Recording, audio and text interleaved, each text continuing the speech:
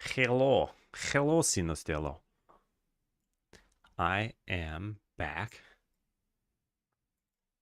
All right. Be working on game design for the next few hours. Cool. Cool. Yeah, there we go. Okay, so it's going to be a mostly game design day. I'm sitting in a weird position because the cat is on my lap, as you can tell by this little bit of floof right here. And she just looks so comfy that I don't want to disturb her. But this is going to cause physical pain for me soon enough. Yeah, it'll be game design all morning. I probably won't stream into the afternoon. But challenge mode has been a little rough around the edges for most players.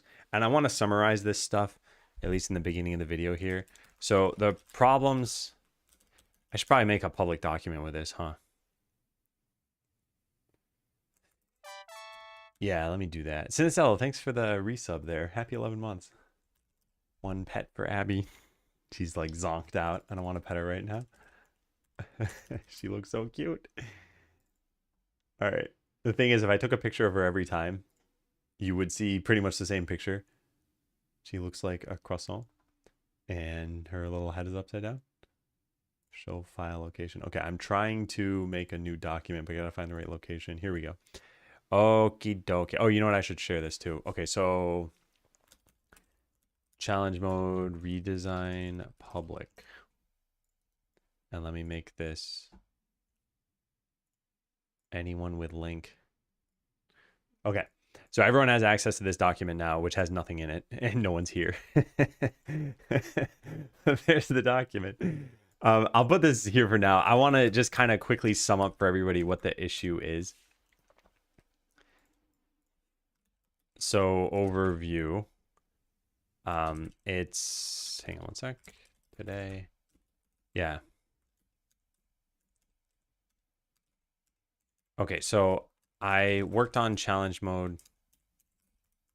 I guess I'll start with the beginning. Challenge mode was intended to be the way it's created to add replayability to Skeleseller.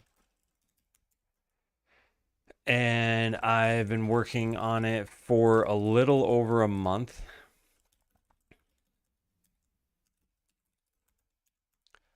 A few playtesters have tried it out already. And in general, while some players like it, it seems like it's a little too intense for most people. Just want to say the storage enthusiast mode plus the perk that makes the warehouse filled with guild supplies very exciting to have together. Yeah, and I like those little synergies. I think the mode has some promise. I just don't think it is for most people. And yeah, the reasons why: one is the base game is super casual, but challenge mode is somewhat complex / difficult. Hey, Xyletics. AWS shall end. We will usher in a new era of overabundance of Adam syndrome. What else? What else? What else? Oh yeah, there's no meta progression. So losing doesn't help you in any way. Hey, Flashburn, welcome in, welcome in. Yeah, thanks for joining. Thanks for all your feedback too. I think it's been pretty helpful. And you'll kind of see how this stream goes. It's going to be me in a document for most of the time. And I've already written out a lot of thoughts and I want to share what these are, but I want to make a public document that can kind of summarize kind of what I'm talking about at least. So let's maybe change the today command. Feels pretty close to figuring out things that are needed.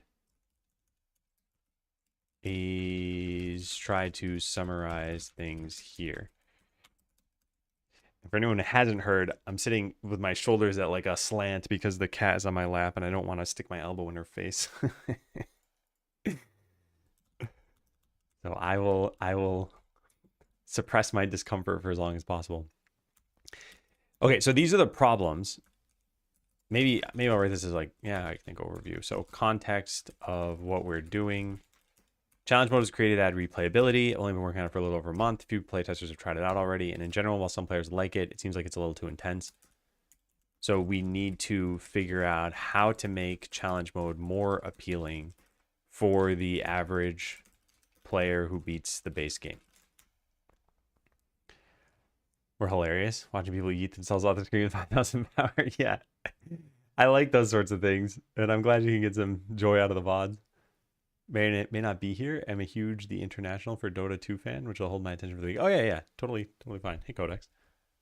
Also, your VOD was pretty helpful too. I kind of mentioned that I watched it, but I like actually watched it. Oh, I really do wish that you'd increase your mic volume a little bit. But I wrote a bunch of notes based on that. So yeah, it was definitely good. Also, Kodak said I'm a good streamer. That's a flower face emoji if I've ever seen one. Or the next time. Yeah. And if you plan on streaming, I mean, that's just kind of generally good advice. But the other thing you could look into is audio ducking. I'm not sure if you're familiar, but if I had music playing right now, as soon as I talk, it'll like dip down in volume. So it'll duck for my voice and then raise back up afterward. You could set that up too. Hey, Sound of Gaming.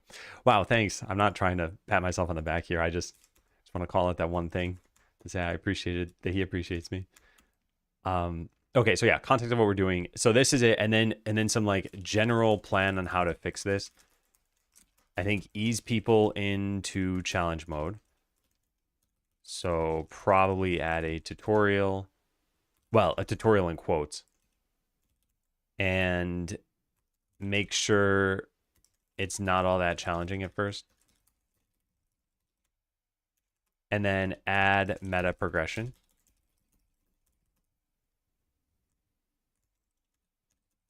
And what else did I say? Probably change difficulties. I had it typed out here. Oh, I don't have it typed out anymore. Well, I have it typed out in chat. Changing difficulties and specs. Yeah. Hey, Perionox.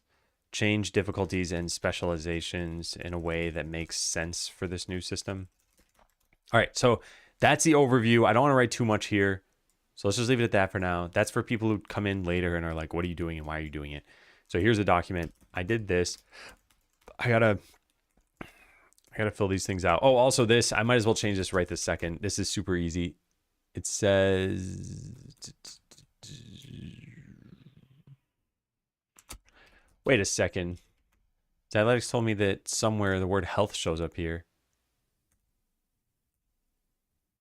Huh. Maybe. Huh. I don't know where that shows up. Huh, yeah, where is that? It's probably when you hover over lifesteal, but I don't know why I don't see it in the find results there. How much life you gain as a percent. Oh, I see. Because it's not co-located with the label. So how much health you gain. This is a minor thing that we're going to check in. We're on main. Yep, let's go check that in. Change life to health. This is for consistency. Xyletics pointed this out. And then I didn't just commit that with a extra thing in there, did I? No, I didn't. Okay, and then let me give the point to Xyletics. Gift Xyletics. Cool. Okay, so that's been fixed. What's the ideal way to make players want to do a new run? Maybe there could be a secondary objective for getting meta progression. Feed the slime 200 items. I think the current plan of easing people in is good. Then we need people to play test more. Yeah, that's the like #1 conclusion out of all this stuff. All right, so I want to merge these things in at some point. I'll just write these in here as like things to file. And then we're going to kind of get to work on all this stuff. So questions, can I file these? I'll look at that in a bit. All right, challenge track is a prolonged easing, which is probably necessary. Show that the mode is fun and give rewards, then make it more difficult. Okay, I kind of wrote this up here too. If we have meta progression, so I think a challenge track makes the most sense. Obviates having to come up with several bundles of unique constraints. With the current system, we have 9 specs and 4 difficulties.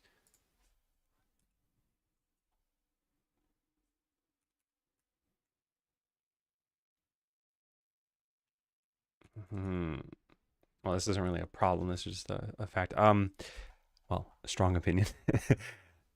Prolonged easing. So the mode is fun. Yeah. So by having, actually, I wrote this here about level 0 somewhere, didn't I?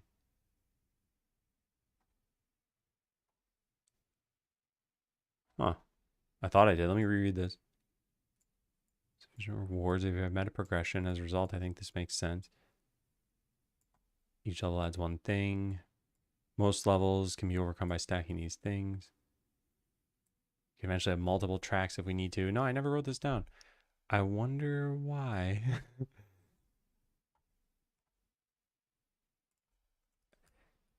Okay, so I'll say benefits of a challenge track. It obviates having to come up with several bundles of unique constraints.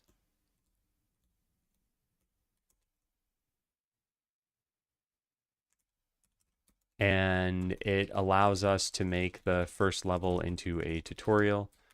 And then the final thing here was this bit, which is it lets us ease people into the game. I guess the first level could be a tutorial, but then levels after that don't have to be all that difficult. Is this the Skeleseller? Hey, Flair. How's your vacation going?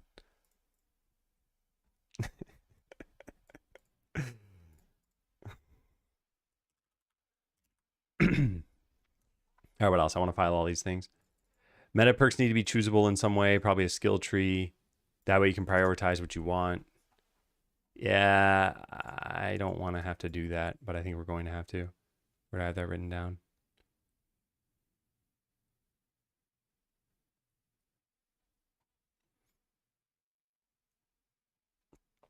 We don't have it written down somewhere. Meta perks should probably be chosen via a skill tree. That way the player can form their own specialization. We should have +/- buttons or a reset skills button. Not good enough to support the stream. Well, I hope you're having a good time on your vacation.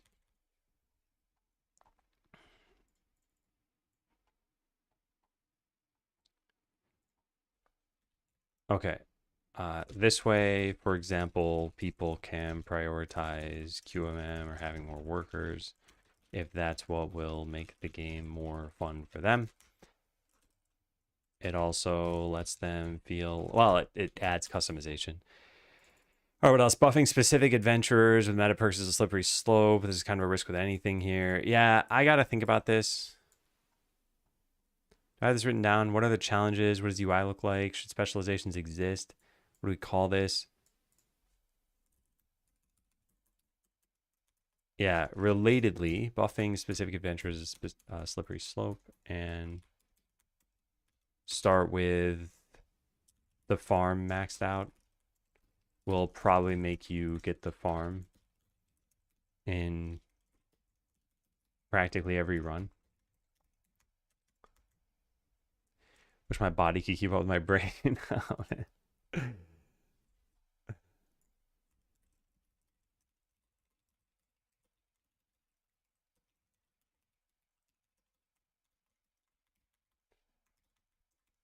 All right.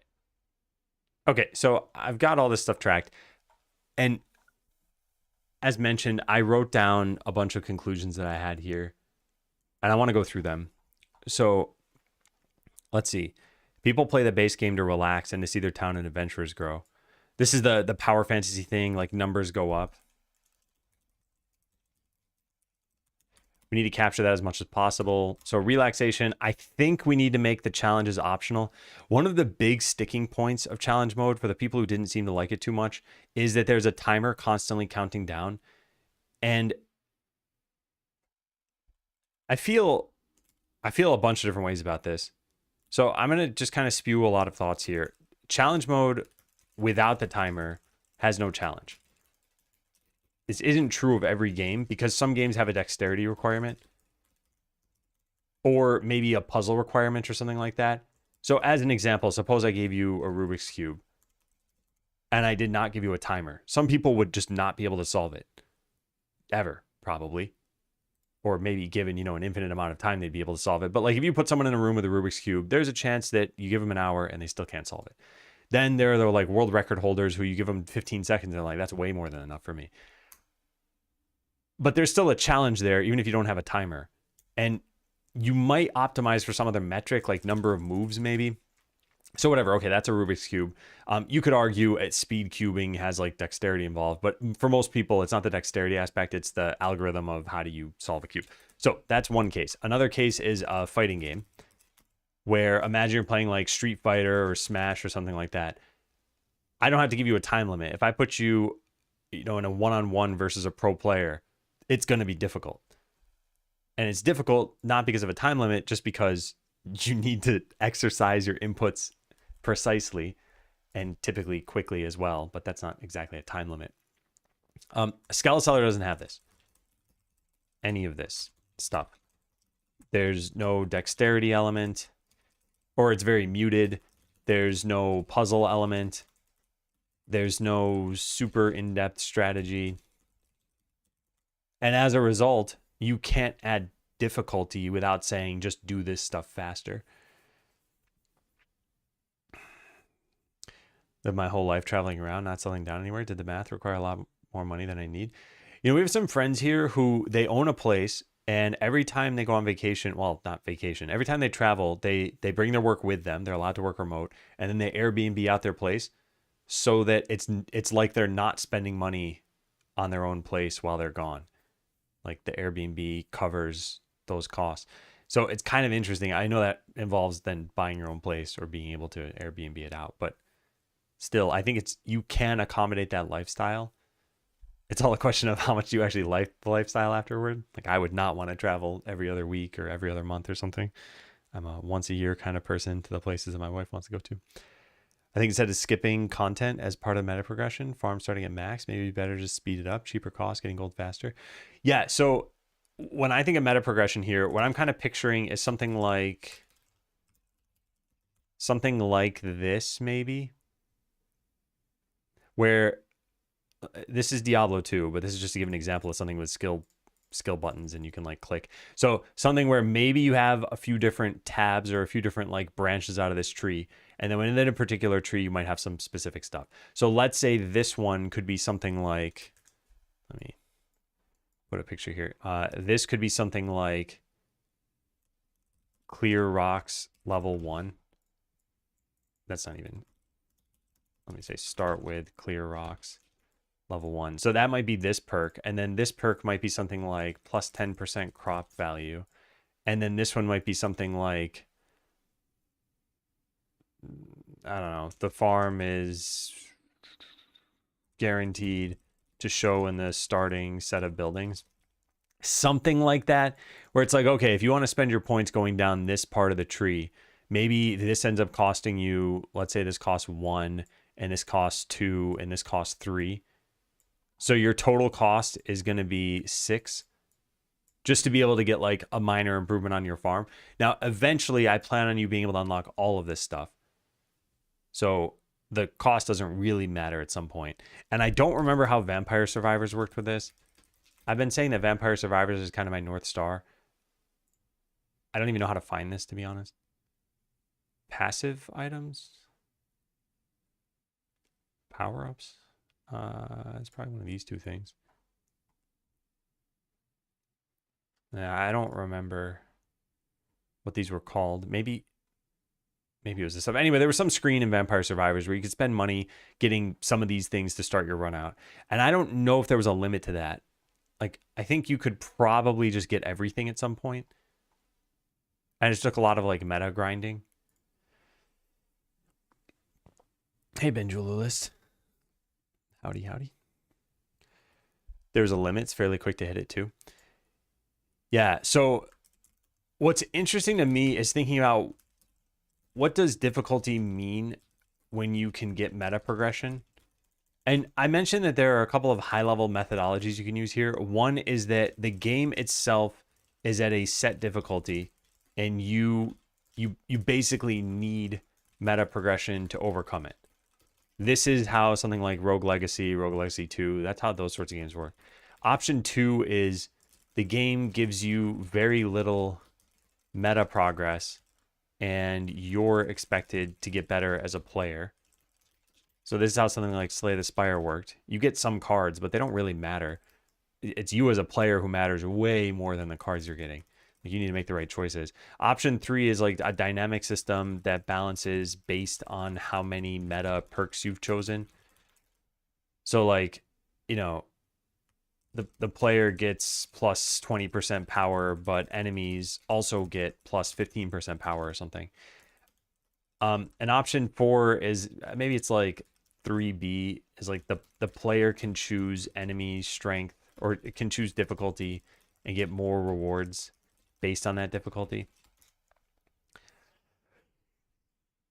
So once you've picked one of these things, you can't really pick another one. It's like Slay the Spire would be a fundamentally different game if, let's say, you have Strike, which says deal 6 damage.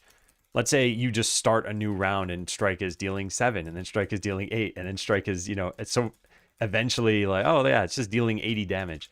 You'd be like, the game is trivially easy now. Now you could take a beginner player and just say, hey, with your starter deck, you can beat the whole game.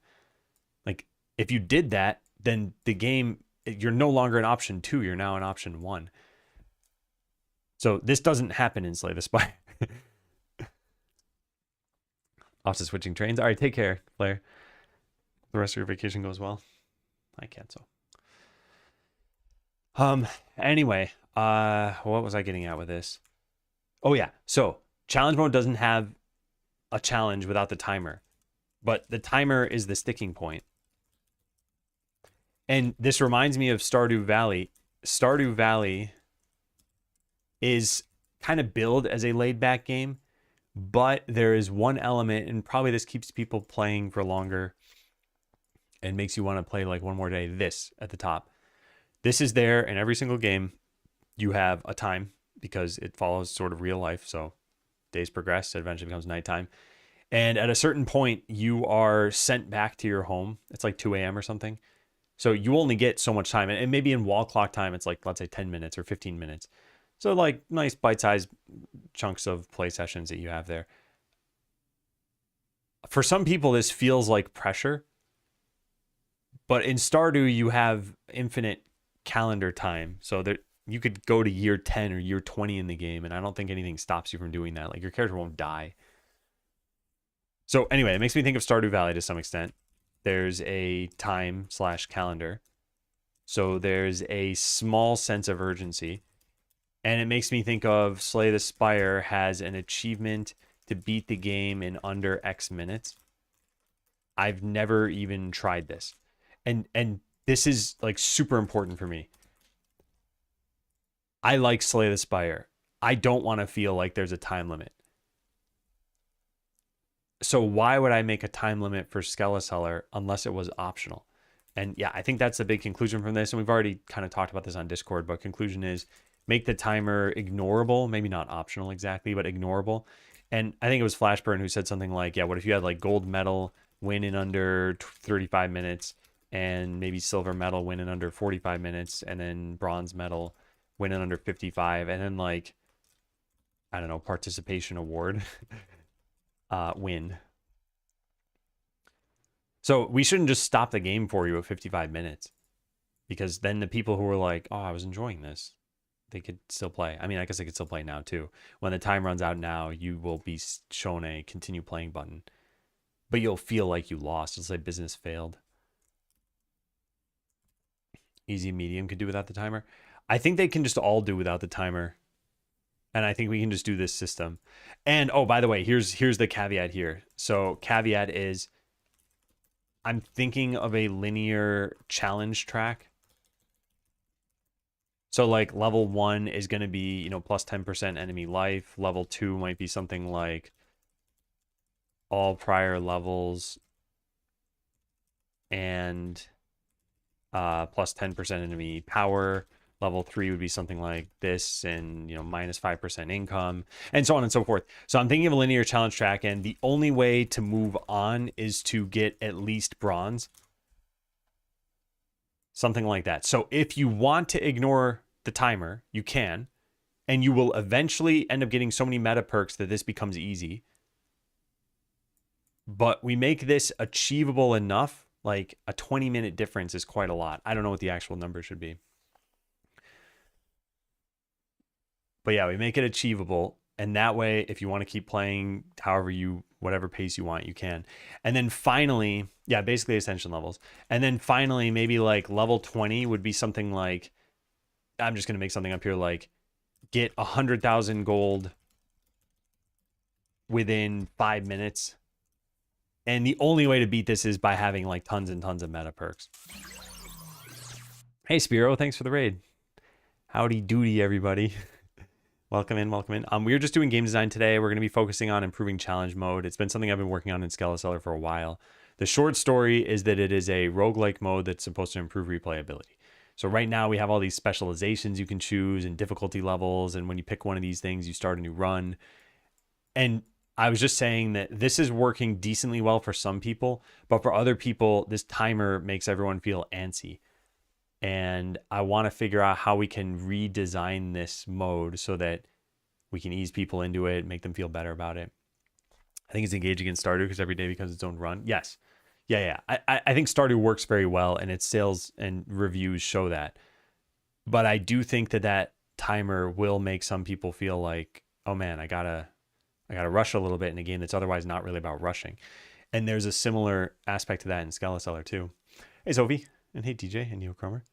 Just the presence of a timer can intimidate a lot of people. I think of WoW or the Mythic Dungeon system. Many people avoid doing keys, which are time-scaling dungeons that has a timer. Let's stop at regular Mythic. Yeah. Feels like there still needs a carrot for continuing past the reward timers. Otherwise, it's a more pretty time-based run where there's no reason to continue once the timer's up. No, the reason to continue is the meta progression. So we say something like, at the end of a run, we say, how much gold did you earn? That's X. Y is how much time did it take? Z is like what difficulty did you pick? And then we figure out some formula. We say like X times like Y times Z is your reward. I'm making something up here, right? Like imagine I have some actual formula here. We say that's your reward and you get that much like meta experience. And now what you do is you're like, oh, nice. I can go into my skill tree now and I can finally afford this thing. I got 1 meta point. So now you put a point into start with clear rocks level 1, and now your farm is never 2x2 for the rest of the game. Now you will have a 3x3 farm. So now the next time you play, even though you quote unquote lost the run, you're like, oh, well, my farm has 1 more perk and it's guaranteed to help me. So that's what's going to, I think, convince people to be like, okay, I can just take it easy. I can even lose the run if I want to. Sure, I won't progress to the next level of difficulty, but this will keep getting easier and easier. Like a timer mode in the sense of a short session or something like that? Not sure I follow. You can do short sessions without a timer. Like if you had Stardew Valley and there was no in-game time, you could still say, oh, I'll play for 15 minutes. Nothing would stop you from doing that. I get that maybe it's easier to stick to a certain amount of time when there's a delineation within the game. Sort of like why people make New Year's resolutions when they could just be making them on March 17th or something. With medals, are you thinking you want something on screen like Stardew where maybe you have a bar that gradually drains showing that medal you've earned? Still sort of a timer, but not as imposing. What I was thinking is instead of a count down, we have it be a count up.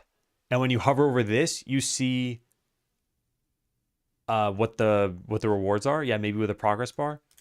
So we could have something like this, and then little arrows pointing, and this says this is gold, and this is silver, and this is bronze or something. You know, imagine this is all inside the progress meter. And that way, all you see is you start a run and it says 0, 0, 0. And then after 5 minutes, it says 5, and then so on and so forth. So that you could actually get this to say like 10 hours, 52 minutes, and the run wouldn't be over at that point. Sounded like a good model that would drive me to keep playing. Excited to see it. Yeah, I think it's a step in the right direction. And a lot of this stream in particular is going to be like, can we poke holes at this? Is there any problem? It's a bit limiting because every modifier is based on a previous one. So say you have a level that reduces the number of your adventures. Now as a player is stuck playing with that modifier for every future game. So I thought about this too. And I have some ideas here. So I don't know a better term for this exactly, but system hate. So let's take the farm, for example. System hate for the farm is something like minus 50% crop value. By saying crop here, this only affects the farm.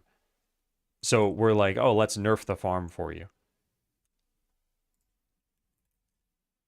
And my thinking here is that this ascension system, if we go with it, is going to come up with some level. Level 7 might say something like minus 20% crop value.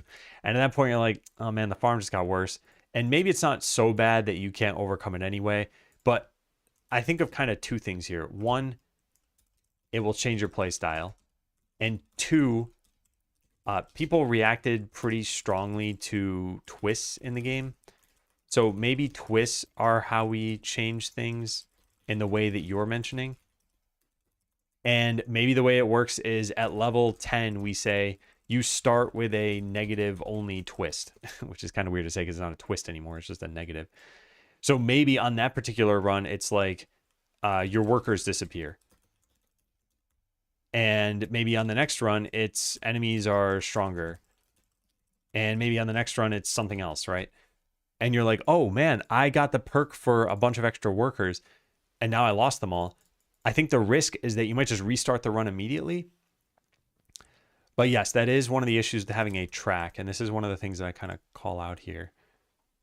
Yeah, the problem with this is hard to add system hate, like 15% slime hunger. If that's introduced to level 2, then every level will have a garbage slime that doesn't do much. I think we should relegate that to twist so they happen during the run. But here's where I was thinking you could have multiple challenge tracks. And then you could theme them. So maybe there's one like track 1, level 1 is minus 15% slime hunger. And then level 2 is minus 15% slime value, and so on and so forth. So this is like the slime hate track. And then track 2 could be something like your adventurers suck, and then your adventurers suck even more. And this is the like adventurer hate track or something like that. People just keep scumming. Yeah, I think at the end of the day, this is intended to do two things. It's intended to add replayability and be fun.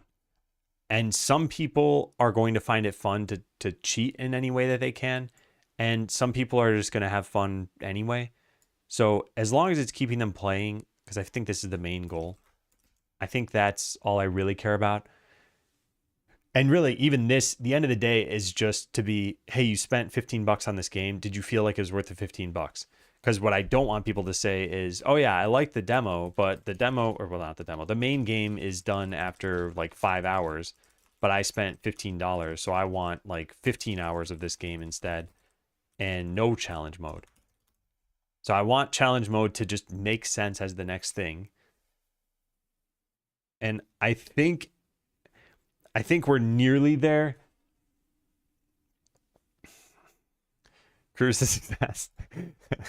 I'm not trying to say there's perfect balance in the game. Mushy could be made better. Hey, McNuts. Welcome back.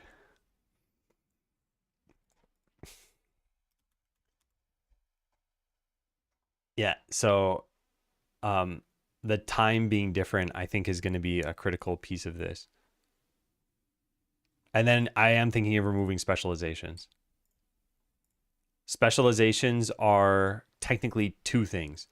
It is a set of perks at the top and a set of negatives at the bottom. So perks are going to be covered by meta progression, and negatives are going to be covered by the challenge track. So there's really no reason to have a specialization anymore. If you want adventuring spec, then go into your skill tree and pick the adventuring, like pick this skill instead of this skill or something. You know, I'm making things up because I don't have a real skill tree here yet. But that's your specialization. And I think it'll be more fun this way. Now, I have tossed an idea back and forth in my mind, which is like random unlock of meta perks versus a skill tree for them. I think all signs point to a skill tree being better. But if you randomly got meta perks, it would kind of make you think, what in my arsenal is going to help me with the next challenge that I have? And I like that idea. But a skill tree makes you look at everything and be like, what's the best set of things? Is a player just free to respec and change this? Yeah, they would have to be. Well, I guess the word free is the operative word there. We need to allow respecs. They don't need to be free. They could cost, say, 500 meta experience or something. I'm making up a number. Can we have presets to switch between skills quickly if a player is meant to adjust it to a specific style as they feel? Yeah, these are the other things that it's like, I think presets are something born entirely out of, is there a need for this? So as an example, let's say we limit you to 15 skills out of 100. Having to pick 15 things again is pretty tedious. And since you can only pick 15, it probably makes sense for us to give you presets. But now let's say there's no limit. You eventually get 100 out of 100. Now there's no real need for respecs, I feel, or no need for presets. You just be like, well, you got the wrong 60 things, like pick them again, I guess, because eventually you're going to have all 100 things, so it wouldn't really matter. Press. Anyway, those are the kinds of things where I feel like as you play test, you find out whether you need them or not. There are a lot of people who ask for preset parties in the battle map, and I pretty much ignored all of those requests because I knew that there were only going to be like 10 adventurers. So it's like, if you want this to be a party, then start a battle with these people. And then whenever you win, just go edit them to go somewhere else. So I think a lot of people like didn't know about the edit button, and that was the real problem. But if we had presets, it's like, imagine what this UI would have to look like. There'd have to be some like party section over here, and you like customize, and you can edit parties, and you can like delete ones. It would just be such a mess to have a CRUD UI for that, when we could obviate the problem by just letting you edit your party. So I'm hoping the same thing happens with this meta tree, where you just don't feel the need to have presets. And I think we are going to go with this route. There is no limit. The Mean Girls route. I will need to play test this no matter what. If I don't have that written down, then I need that written down. I want to search in just this section, and I don't know how to do that in Google Docs. So let's search for this. Playtesting was listed down anyway. Yeah. Where is that in here? Line 16, negative modifiers. Yeah, here it is. I'll just write at the bottom. Playtesting is going to be necessary for this.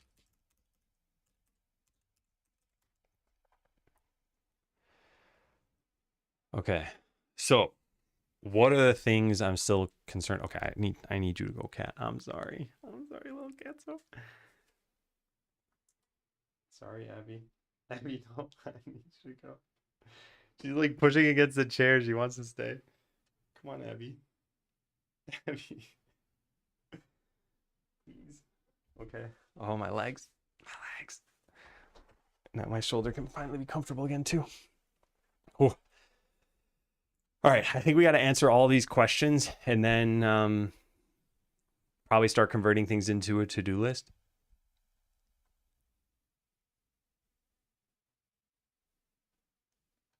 I want to have all this figured out.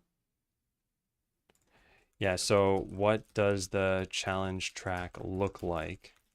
Do we need multiple? And is there a problem with some system being, I don't know, diminished too much? Does it feel fun? And what if someone finds their early levels to be too easy? The whole point is to ease people in, but maybe the lack of, or maybe the optional timer accomplishes this.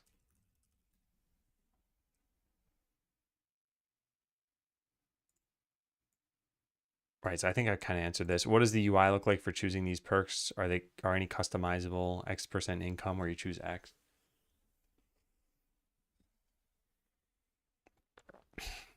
I think the real question here is, do any of these perks stack in some way? Maybe phrased differently. Do any perks stack in some way? +1, +2, +3 adventurers.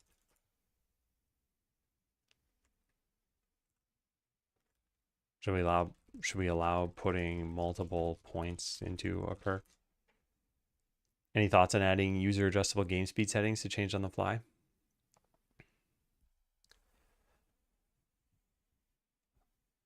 I'm not inclined to do that. And I think I think part of it is if you add any control to a game, you need to envision how you're incentivizing people. Like if you see speed up controls in a game, you know that the game is intended to have these like long animations or something where you're like, oh yeah, some people might get bored of those or not want to watch those anymore. But this would be speeding up the whole game. I'm not actually sure that's incentivizing the right thing. It's more like, oh, just try a bunch of things and see what sticks because you can speed it up. Whereas if we force you to slow down, it's like, let me put it this way. If the problem this is solving is a pacing problem, then we should address it in a more fun way. So like, let's say runs take 45 minutes right now, but you're doing nothing for the first 15, then we should start you 15 minutes into the run. And that way it's 30 minutes of fun time rather than giving you speed up controls and saying, well, just make those first 15 minutes go by faster. They should just feel like they're going by faster. Definitely like multiple tracks means you get more punishing on specific aspects. Nice for creating different lines of thinking when running a specific track. Yeah. Game speed tweaks is a lazy way out. In this game, I think it would be.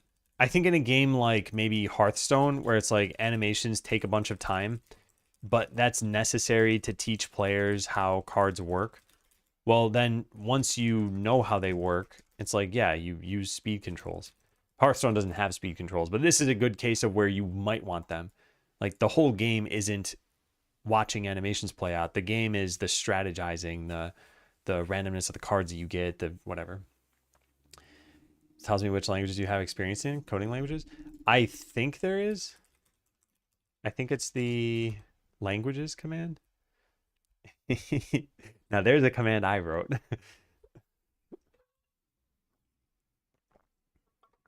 Oh, by the way, I got an audio interface. So now there's no buzzing anymore. I got an Audio Box Go. Now, as a downside of this, which I did not realize, is that now I can't control the audio through the OS. You can see this little UI here. So I have to use the physical knob that's here because it makes sense with how gain works from actual hardware. But yeah, everything sounds really nice and crisp. Oh yeah, add it to the peripherals document. Good idea. Let me write that down. Add Audio Box Go. Good call. Okay, so let's hold this off for a bit. And then, man, one of the things, and this is going to take a long time, is bubbling these things into to-do items. What I'd like to do is start coding this stuff tomorrow. And then I'd like to spend maybe a week or a week and a half getting it to the point where playtesters can try it again. So should specialization still exist? I think the answer is no.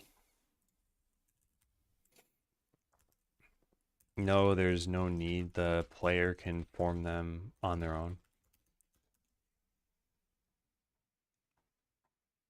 All right, did I write that down here? Yeah, players can form their own specializations. And note, I don't want players to feel the need to respec all the time. It should probably have a nominal cost. But eventually, I want players to be able to unlock basically everything so that presets don't feel necessary. Okay, so I think that's been answered. What do we call the challenge track? Yeah, this isn't the most important thing. We could definitely just call it a challenge track. We could call this a specialization or a business specialization even.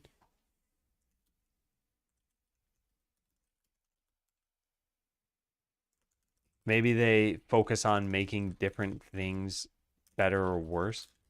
Well, just better or worse, I mean. Sorry, not better. But actually, I think there's a problem with... There's maybe a problem with having multiple tracks. And it's that if you fully beat one track, the other tracks should all be trivial.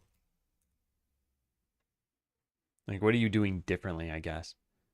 Yeah, I think that's the issue here.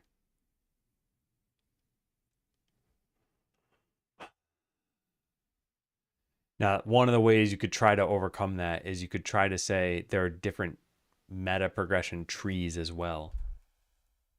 So like track 1 could have meta progression tree 1, and track 2 could have a separate tree. I'm not sure how fun that is. I wonder how many layers of abstraction some idle games go. So like almost all games have some idea of upgrading in the game. So in game, you know, plus 1 gold per minute or something. But then a lot of them have a prestige system where it's like during that specific run, it'd be like plus 1 gold per minute for all future runs. I wonder if they do it like a prestige squared where it's like, I guess there's run and then run and then run and then run. And this we could all say is a track. And then there could be like multiple tracks that play out. And when you repeat a track, you're getting like these prestige squared points. And then they could just keep iterating on this and have like layers and layers of layers. It's just a fractal of idle slop.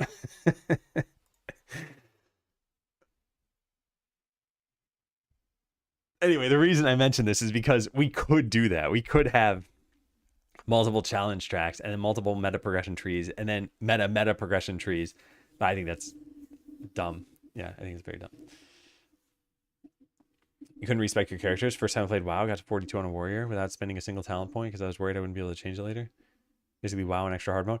I've read about people doing that, or some people didn't even know talents existed. They just never saw the notification and then never used them. But yeah, D2 started without respecs, and then they added them in, and then they added in infinite respecs. So you get 3 by default, and you can start getting more afterward. But yeah, I think a lot of this stuff shows how much game design has evolved over the years. EJ, thanks for the resub.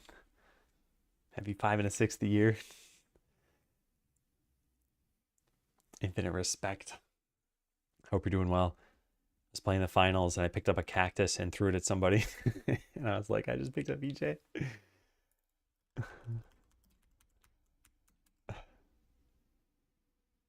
Yeah, anyway, game design has evolved a lot over the years. And it's kind of interesting when it comes to D2 because I've heard people talk about even resistances are a bad idea. And it's kind of fun to think about. Oh, Flashburn, thank you for subbing too. Welcome, welcome, welcome.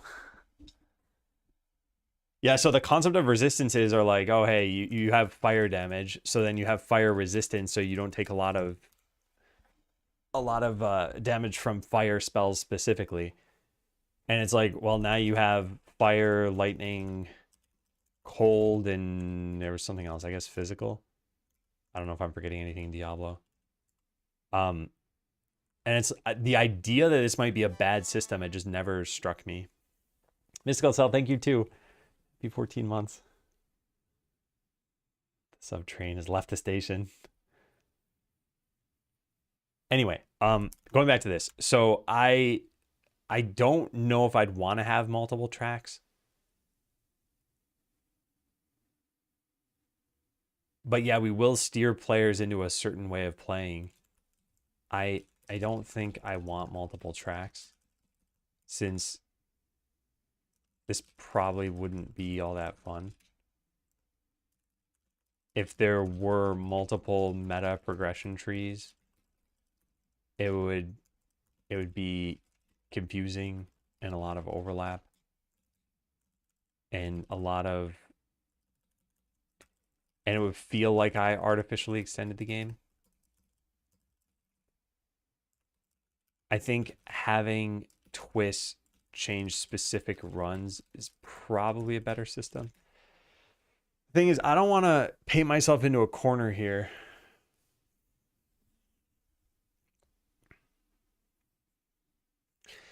And the thing I'm thinking about is we have this challenge track and we have however many levels, right? Level 1 is some like, you know, plus 5% enemy power and so on and so forth. And level 10 might also be something pretty minimal. Maybe we add another 15%. And then we end somewhere like final level, very tough. we can add on to this at some point. We could say like, oh, it goes up to level 25 or level 30.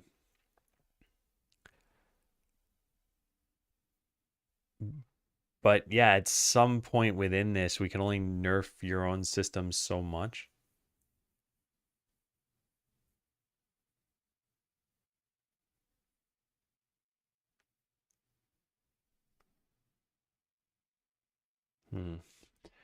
That's where twists would come in to be able to say like, oh, your farm is useless this run or something. But then you have people scrubbing for new runs. We could just lock you into that run until you played for at least 15 minutes, and then you'll still just walk away from your computer. I also still be nice to have challenges outside the essential levels. I guess we could have separate challenges, but they'd all be set to like pretty much max level, right? No, I guess they don't have to be. Yeah. Discrete challenges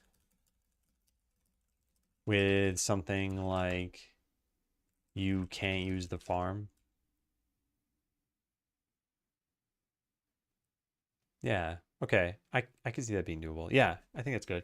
I don't think I understood that you were suggesting that. So thank you.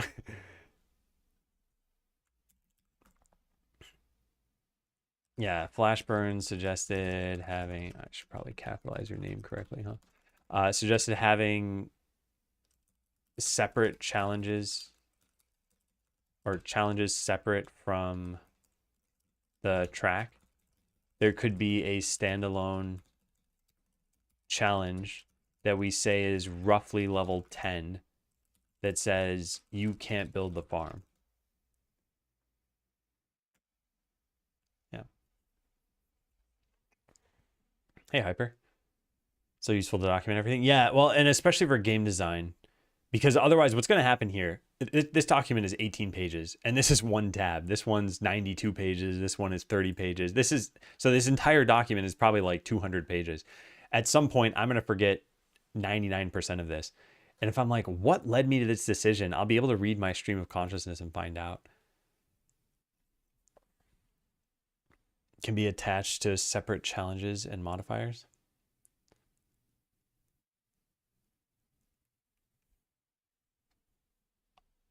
I'm trying to think. Yeah, I guess there are kind of two ways we could expose this as separate challenges.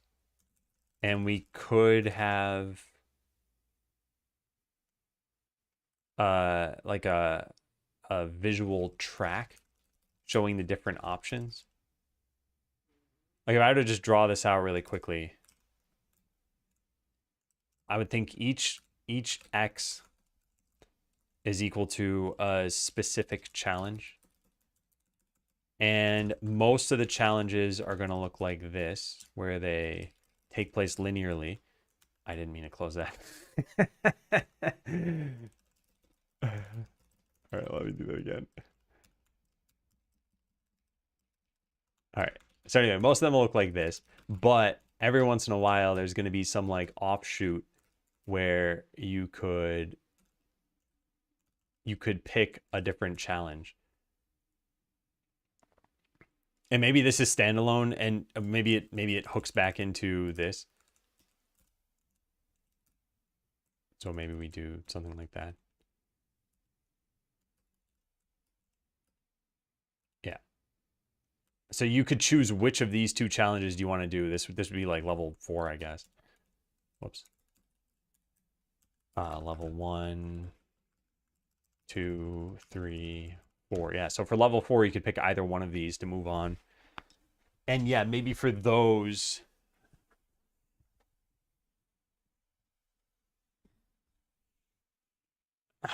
I think I'm not actually sold on this idea, but I want to keep talking about it at least. This would need to be a monospace font for it to look good.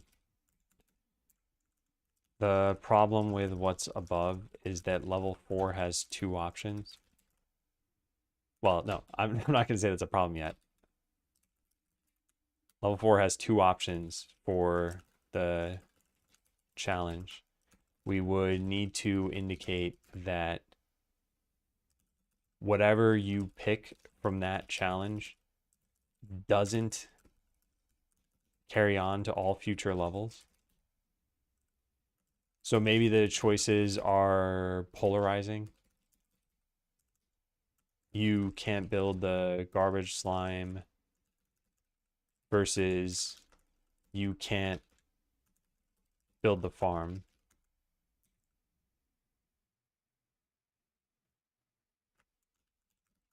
Would this feel like an interesting choice?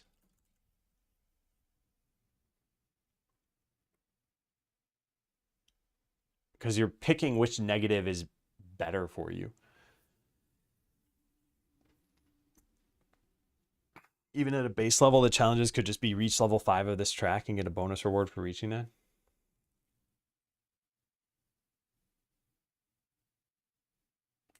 I don't understand that suggestion, Codex. Do you mind clarifying? I guess this is implying there would be multiple tracks.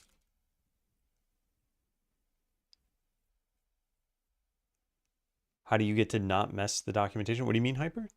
Like, how do I keep track of this stuff? Because I generally, my process is spew all of my thoughts and then organize them and then make a to-do list out of them and then like basically delete that thought spew document.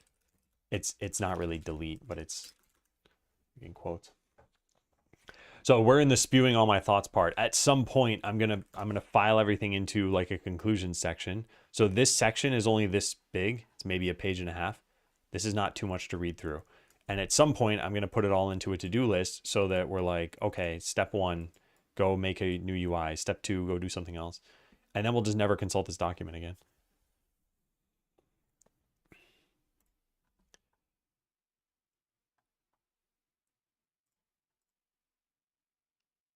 All right, so would this feel like an interesting choice? Is it better to just have a totally standalone challenge to make it clear that this is separate from the track? I'm leaning toward this. We could give these challenges levels. We could even say has all difficulty mods from up to level 10 of the challenge track, and you can't build the farm. Yeah, these could give special rewards or like more rewards than normal.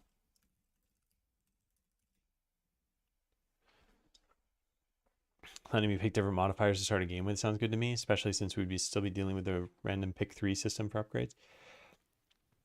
Yeah, though, remember that the random pick 3 stuff is probably going to get augmented pretty heavily by the meta perks.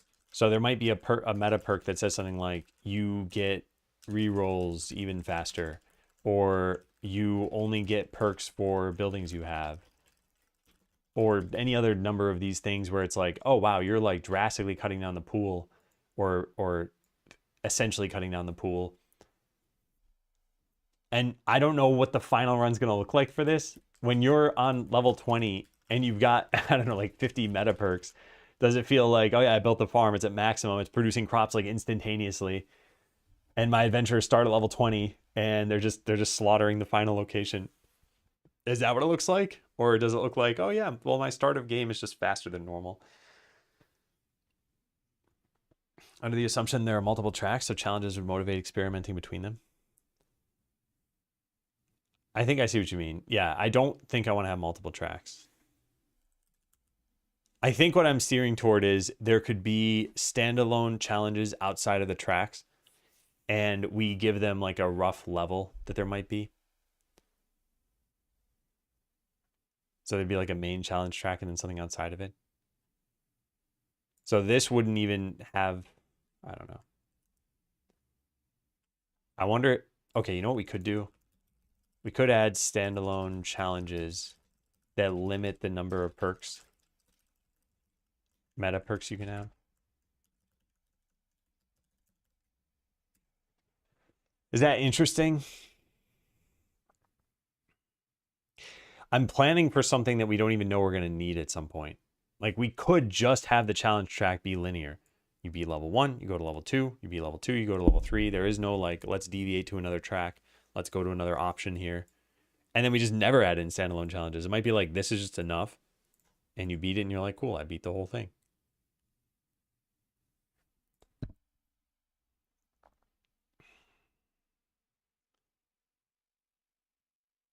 I think having the option to add in standalone challenges at some point would be fine. But yeah, I'm opposed to, I think, multiple tracks.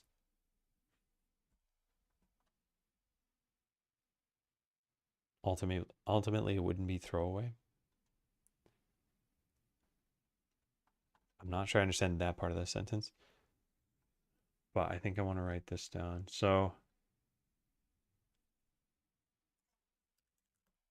I don't think having multiple challenge tracks is a good idea, since once you complete one of them, you would have practically all of the meta perks. So starting a new track would be trivially easy. Also, and I don't like the idea of having multiple meta progression trees. Too complicated. Instead, I think we could add standalone challenges that we say are roughly equivalent to some, and we could just have standalone challenges. And maybe we even dictate your starting perks, meta perks for those, so that you don't have to keep recreating the whole meta tree.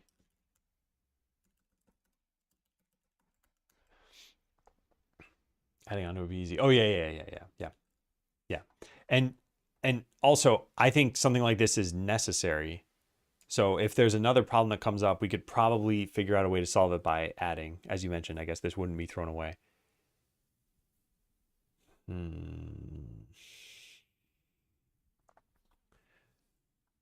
Okay, so what was I answering here? What do we call the challenge track? I still haven't actually come up with that. I said business specialization, but if there's just one, I guess that's how we got into this.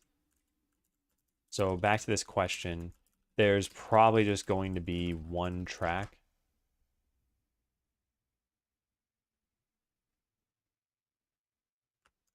Maybe it's the bone track. Business optimization via new expansions.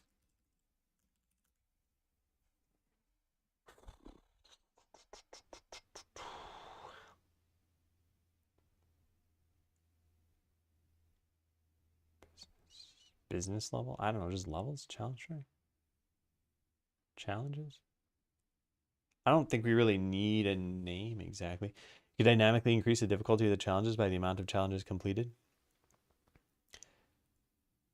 Yeah, well, what I'm suggesting here is that we have a linear track of challenges, which is what you're saying. There's just no need for the word dynamic in that case, because level 1 is always going to be easier than level 2, which will always be easier than level 3. So could you say this is dynamically getting better or harder as you're beating challenges? Like, yeah, you kind of could, but that's just how a straight line works. So if we had some option of you picking, let's say you could start at any one of these nodes in a graph and you could go to another one, then you might need a dynamic system.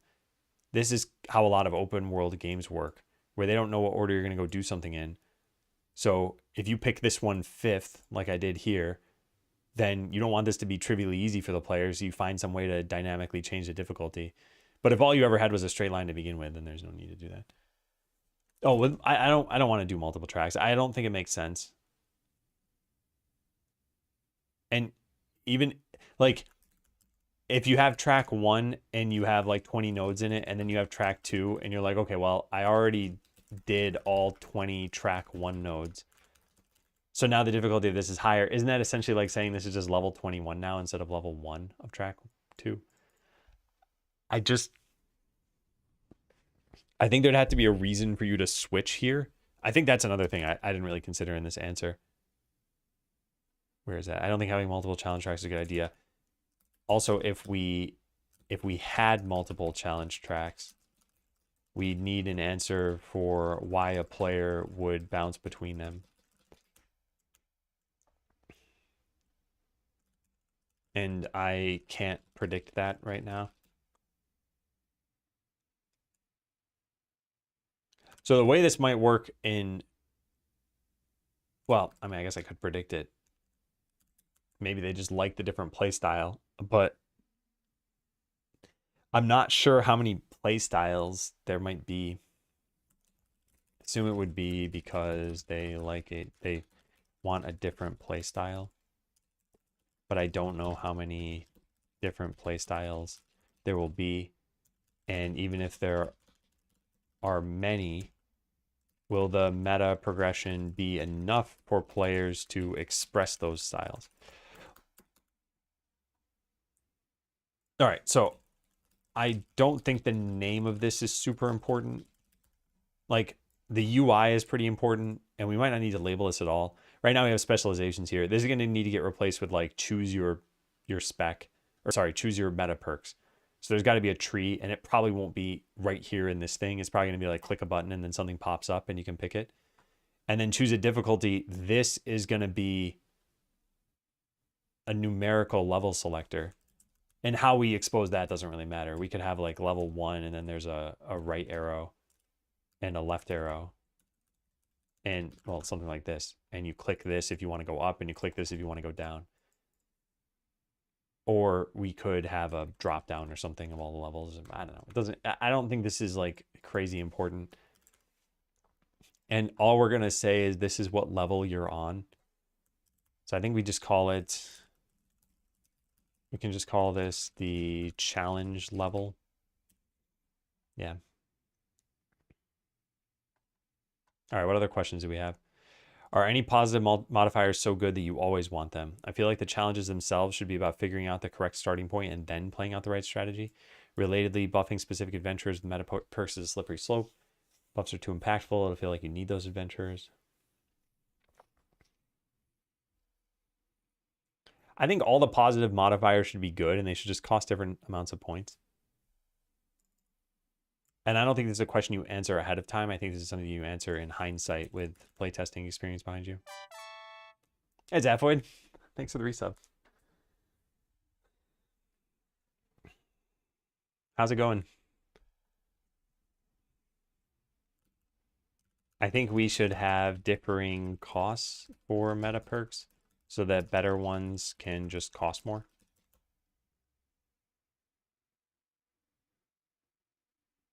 Yeah, I think that's it. I don't even think we need to say anything else. Also, each perk should have a customizable cost in terms of meta XP. Not been around much recently, so just catching up with everything done so far. Yeah, I've got a short summary of everything that I've been doing here. Like, it is very short compared to what I normally write out. And to cut through this even faster, we added challenge mode. Some people don't like the pressure and how kind of difficult it is, so we're going to make it less pressuring and a little easier. And that's what we're designing today. And I want to ask another question, like final questions. Does this sound fun? Is there any way we can simplify this? All right, so what are we...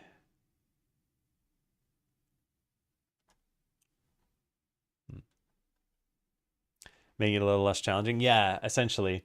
Like, Skeleseller is such a casual, laid-back game as the demo that I don't think people will get done with it and they're like, cool, I want to push the game to its limits now in terms of difficulty. They're like, I just want to play more of the game. So I think we introduced this mode and then we slowly give you some of the difficulty there.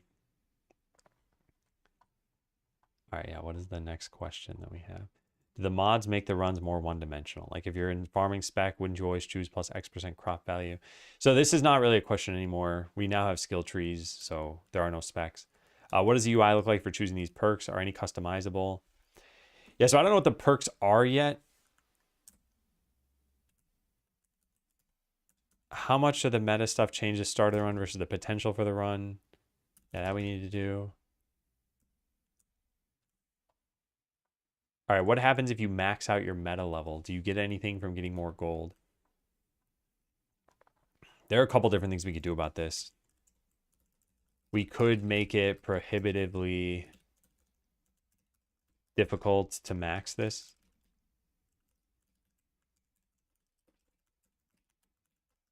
We could let you keep collecting currency after hitting the max, or we could stop you from getting more currency when you hit the max. Those are our only options, right? Oh, we could have infinite progression. Okay, that's kind of interesting. Yeah, that's kind of interesting. How's a good start to train game design without being that overwhelmed? I think it's to cut down your problem space. So imagine if I said, go make Tetris. That is much easier than go design a puzzle game like Tetris and then make it. Because you cut out the step of designing, right? So I think same thing when it comes to game design. It's like maybe look at what mod would I make for this game? Or like, how could I improve this system? I think if you just look at those sorts of things, it's going to feel easier to you. So as an example, we take a game like, I don't know, Hollow Knight. And you're like, what would I do to make this better?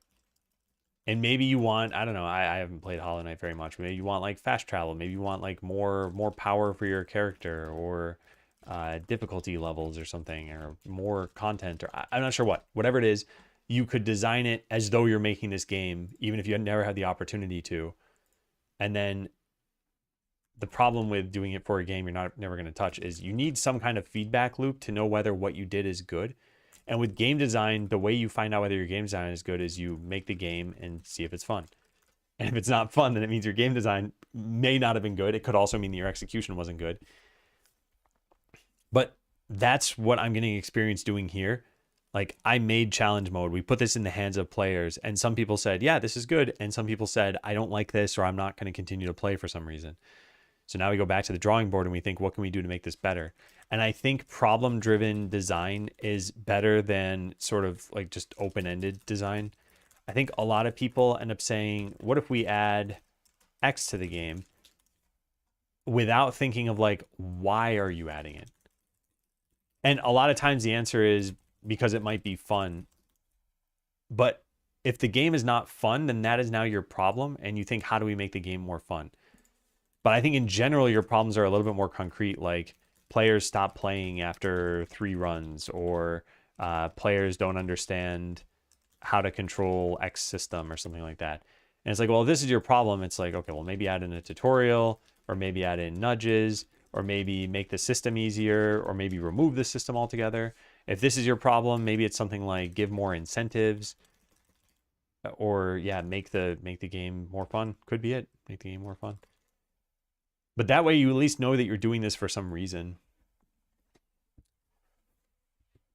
Because yeah, I've had a lot of people say things like, why not add equipment to Skeleseller? And it's kind of interesting how often this has come up over the months that I've been working on it. Like, I have a bunch of reasons why I don't want to add it. But I'm always kind of curious, like, why do people want it added? And they generally want some form of power progression, sometimes customization, sometimes just the sort of the game fantasy of, I'm getting items, why can't I equip them? So it's not like there aren't reasons for doing it. It's just I don't think they're compelling enough to have added equipment. So yeah, I think it's good to have problem-driven design sometimes. All right, so what do we want to do here? I think this particular thing is interesting for a game like this. And when I say infinite progression, like a lot of games, I've talked about this before, idle games have this concept of like power over time. And whoops. And there are a bunch of local curves here. So it looks kind of like this is a graph, like a sideways ocean wave, where you start out the game and you're very slowly increasing in power. And then you get to like here and you feel like, oh my God, I'm so much more powerful than before. And then guess what? The game like restarts somehow. And you feel like you're going up this curve again, and then you go up the curve again, and then you go up the curve again. And some of these probably even are more like, they're more like this maybe, where there's some amount of like going down in power, because maybe this is like the ascension point that you hit, and then same thing here, this is like another ascension point. So you're not going down to maybe your original power, but you're getting back up there much faster. Anyway, this is, whoops, sorry, I hit the mic. This is like the true infinite system. You are just a math, you're a node on this math formula. Maybe you're here right now and you're going to eventually get to the end and then ascend and then eventually get to the end of that. But what I'm talking about here is something more along the lines of, imagine if you had something like your adventures start with plus X power. And we say that X goes up by 1 each level. So your very first level, it's probably like 10% more power. But then your next level, because maybe you go from like 10 to 11, right?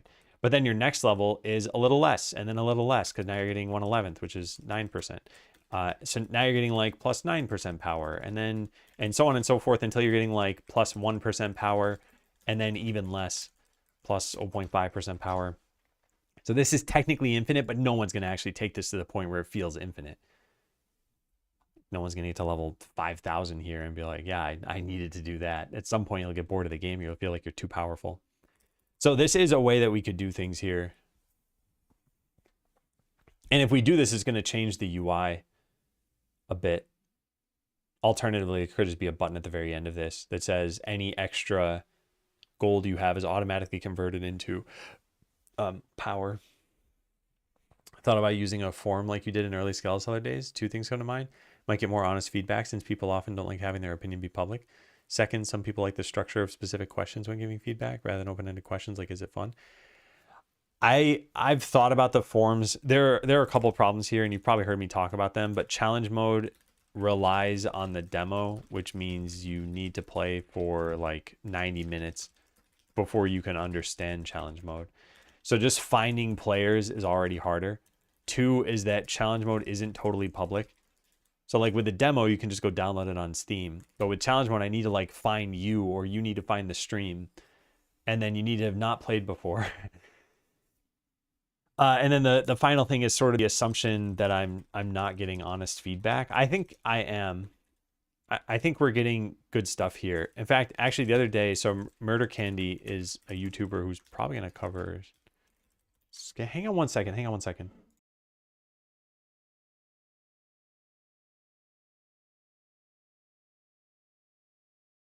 Okay, sorry, that was my wife.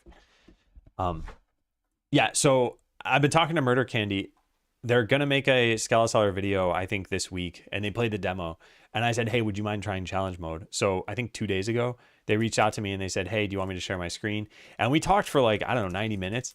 And they were pretty open about how they felt. And I asked them some questions like, hey, would you play more if I did this? And they said, yes. And I was like, would you play more if I did this? And they said, no, absolutely not. Like, that doesn't sound fun. So I've still got signals here, and I think they're leading to fruitful things. And you've also probably heard me talk about this, that sometimes I have a hunch that things are wrong. And when I feel that stress go away is when I feel like, okay, everything fits now. And I think we're getting there. I'm like not as concerned for challenge mode. When I look back, we originally didn't have the idea for meta progression. I mean, it's not in the game right now, right? You don't get anything in between these runs. And when I think, man, the game is casual, meta progression is casual, why didn't we do this? It's like, it's a blindingly obvious decision now. And yet I had some reasoning for not doing it originally. And it was like, well, where's the challenge going to be if you can just keep leveling up? But it was ignoring that, well, wait a second, you could have just played this game by not touching anything and you could still beat it. So like, we should probably still let that work for challenge mode, right? So yeah, now I feel like we're back on the right track. But yeah, we do need to get more feedback. And some of the people who've played already, you know, if I broadly categorize people into 2 camps, one is the I like challenge mode as it is camp, and the other is I don't like challenge mode as it is. I'm curious how both of them will take these changes. If you enjoyed challenge mode, you can still get a challenge out of it. And you can even kind of construct your own challenges if you want to. But if you didn't like it, these changes are pretty much necessary to get you to like it. So like this camp, I see as having a more upward line. They'd be like, okay, yeah, this is like 3 thumbs up as far as changes go. I'm hoping that the people who liked it as it is are just like, yeah, I like the changes. They're pretty good. Need to run. All right, take care, Flashburn. Thanks for coming in. Thanks for subscribing. And thanks for chiming in on Discord too. I'll probably be streaming tomorrow, but it'll probably be a full day and it'll probably be coding maybe, but it all depends on how today goes. Might need to do more game design. Anyway, I like this idea. So infinite progression or something to keep dumping your points into. And I just would need to think about the UI for this. So maybe this is like a lot of games do something, I don't know what they call it, like merit points or what D3 had like Paragon points or something. Anyway, I think this is like a decent idea that we should do. So we still have to think of the UI for this. And when you've maxed everything out, actually, should you have to max everything out to get this? Maybe there should just be some like straight up stats you can affect. There should be some meta perks that can essentially be infinitely increased. That way there's no concept of hitting a max level. People can just keep progressing and we can keep adding more and more impossible challenges.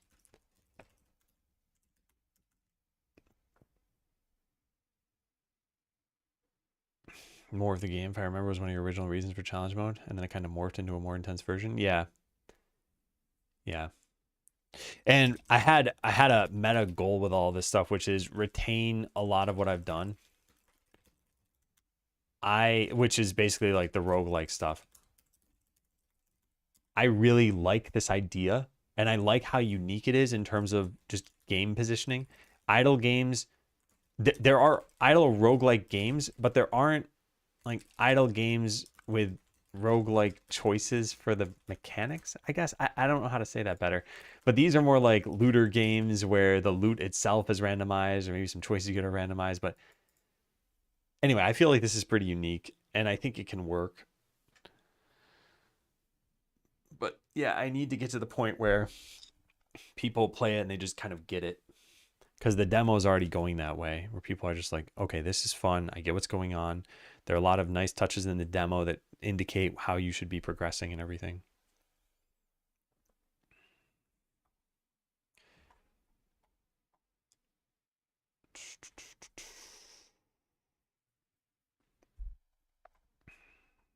Okay, so the UI thing I need to still figure out, right? Isn't that a question somewhere? So this is answered. Yeah, this is answered. Are there multiple levels of so yeah, so this. All right. For us to know this, we need to know what the perks are. And I think there are going to be some general categories. Maybe we should start to figure some of that out.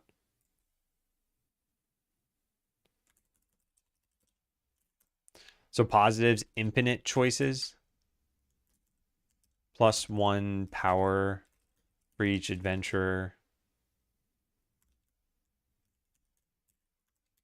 +1 health for each adventurer, or +5 health for each adventurer, plus X power, plus X health. What else could we do? I want to have income be this. It's got to be something that maybe it's just these. I don't know.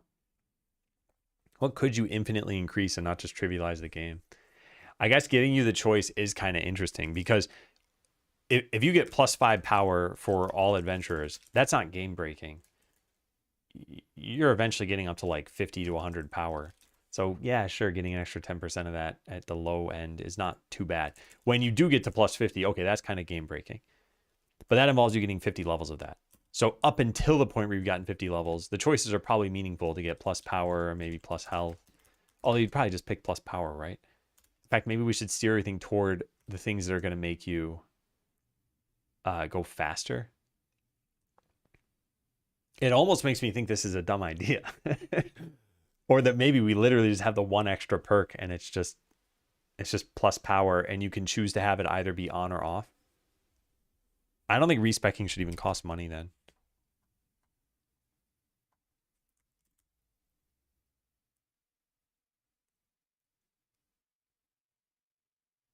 Yeah, what else could there even be? It has to be some numerical thing, and it can't be income multiplier because we don't want it to be like you sell one potion and you immediately win the game. And it's going to throw off the balance of everything else if we did that. We could make it be that battle perks get more powerful faster, but even then, any of this scaling can really just mess everything up. So right now we have like +8 health. Imagine if this got scaled up by like 300% because you've gotten a bunch of those infinite meta perks. So it's like +25 health, +6% chance to dodge, 12 damage to attackers. And when you get enough of these things, so if I just click this a bunch of times, I mentioned this before, but these numbers go up. So I'm going to click it another 10 times or so. There we go. Okay. So now we're getting +22 health, +9 power, +13% haste. If you multiply these things by 3, it's like +66 health, +27 power, +39% haste. This is kind of crazy. So still, it kind of points to the same thing, that we probably shouldn't have some infinite thing and that we should just make the costs scale up.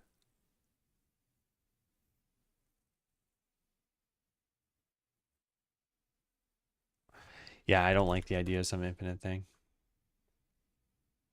I think it's a bad idea.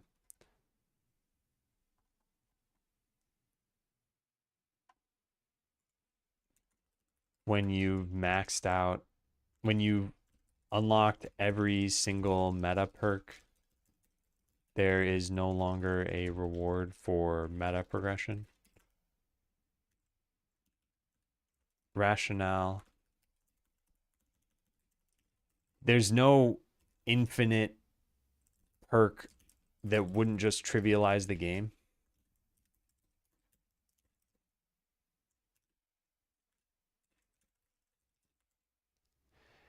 Although I guess we could just make it cost more and more and more, right? There was no reason why it had to be linear. It could be like level 1 takes 10,000 experience and level 2 takes 12,000 and so on and so forth. This can increase linearly, and then the cumulative sum by the time you hit like level 50, I'm making up a number here, but it could be like 5 million or something, and it's like, how long does it take you to get 5 million? People do like breaking games though.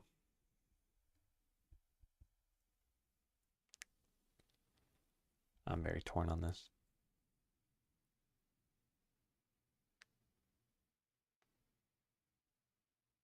I just don't think it does a lot.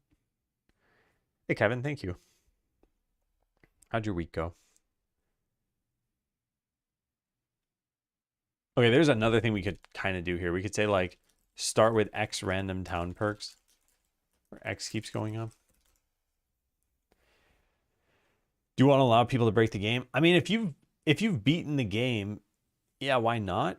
Like what we're assuming here is you've long since beaten the challenge track.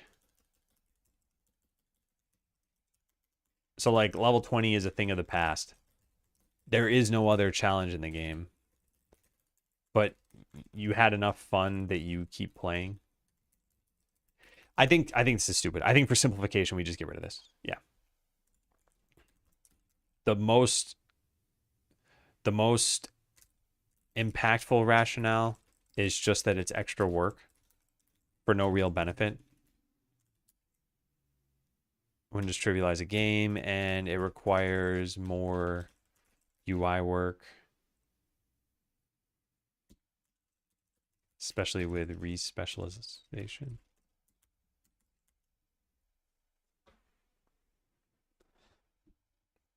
Honestly, I'm less incentivized to continue if it looks like there's no end in sight. Well, but I think there's usually like a defined set of goals in a game. And then there's some like player driven goals you might have. And then there's some like loose set of goals, maybe. They're kind of the same as these. And I'll give an example of this. Most RPGs, for example, will have a final boss. But then they'll usually have like optional super bosses. And as a player, you could be like, yeah, I guess. Or you could be like, oh man, I'm so excited. I'm going to go fight those super bosses. Or maybe you want to do them first, or maybe you want to have some challenges. So the defined set of goals is, okay, beat the final boss, see the rest of the storyline. Cool, the hero saved the day. I think in Skeleseller, the challenge track is going to be like the beat the boss sort of thing. It's the define, like, hey, this is what we wanted you to do. Beyond that, the game could just become a sandbox somehow. Or it could end. But I guess we tackle that later, so that's why I'm thinking we don't need to really do anything here. Kevin, I still have it on my list to ask you about your work. Although not in a public forum. But yeah, the break did go well. I got done with a bunch of different things. And there were things on my list, like part of my to-do list was buy an audio interface. And I had already done some research. So I want to make sure, okay, is this going to work perfectly fine? And like I bought it. I did the rest of the research. And also total cost wasn't too bad. It was 75 for the interface and then 10 for the cables. And it is great. The end result is that I don't have that buzzing sound anymore on my Windows machine.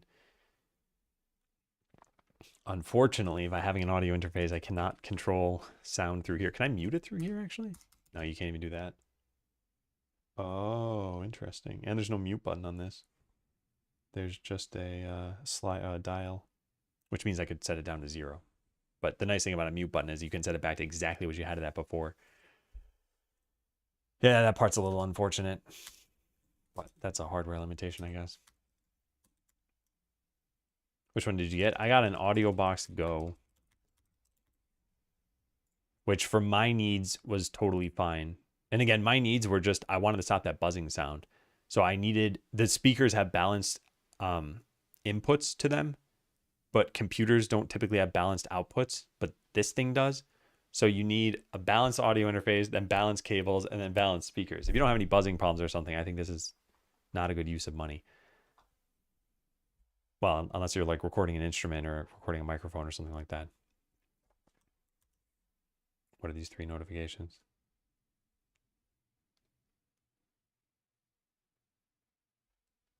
Interesting. Why do I have 3 notifications though? Because of this one? Oh, yeah.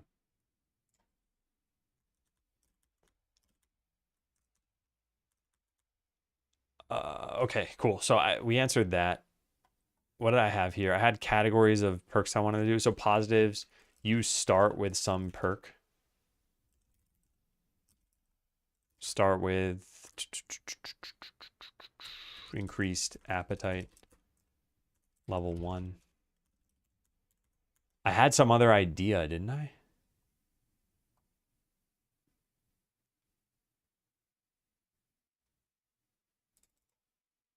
We're deleting this.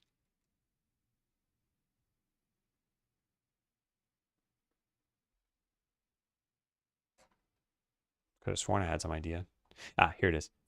Not all meta perks should be things you start with. There should be something like you will now be offered level. Oh, yeah. I like that idea. You will now be offered some perk or a level or new max level of a perk.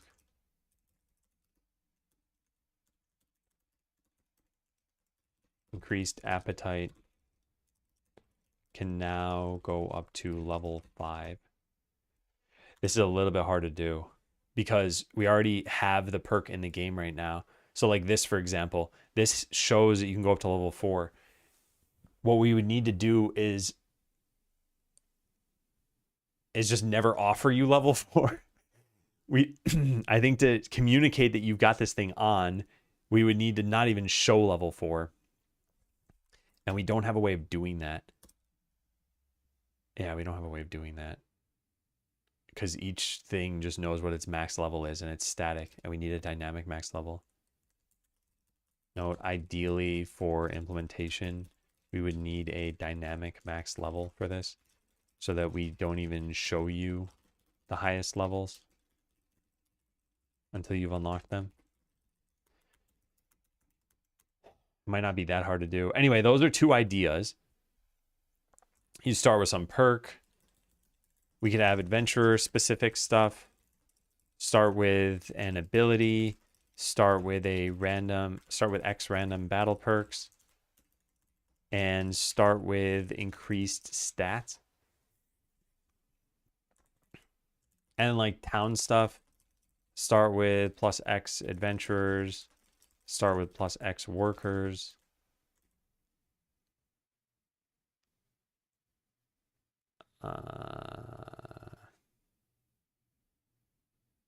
Yeah, are there any other... I want more in the way of something that's not when you're not at a starting thing. Like this one, when the timer has less than 10 minutes left, you get a free adventure if you don't already have them all.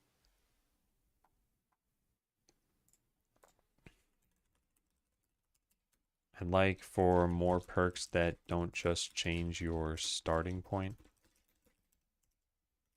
After 10 minutes, you haven't hired all adventurers. Get a free adventure. I'm even certain I like this.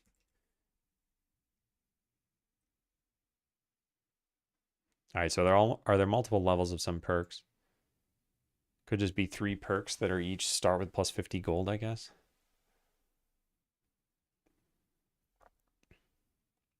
Getting a few adventures and being a higher level. Maybe immediately going to the Inferno. Need some weak adventures to begin with.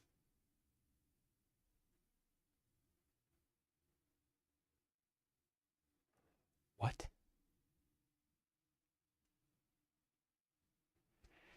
Yeah. I know what I mean by this.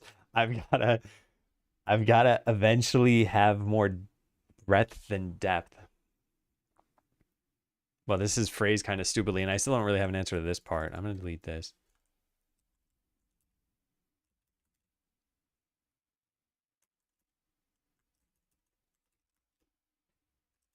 +1 adventure, but not +5 levels.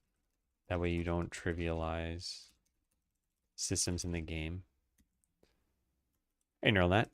Challenges can change this a bit, though. All right, let's go figure out the answer to this one. So are there multiple levels of some perks? We need to know exactly what the perks are. I mean, the way that I've defined these so far, you start with a particular perk, you'll be offered a higher level of some perk. We could just have prerequisites for these things, and they're already going to be in a skill tree. So I guess that's okay.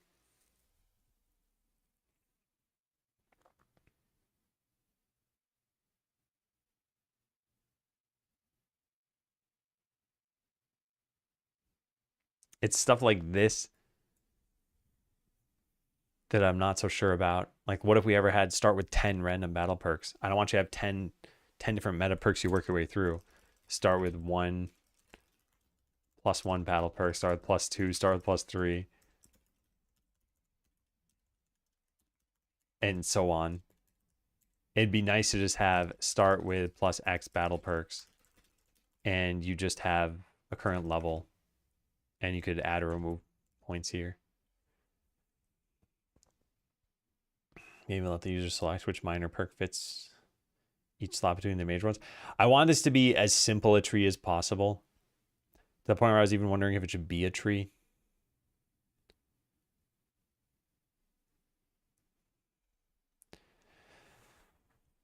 But yeah, one of the things, if you did just have levels here, I guess is worth thinking about, is that by unlocking that, you can now put as many points as you want into it.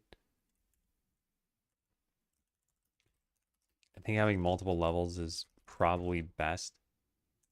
And we just try to minimize how many equivalent perks we have.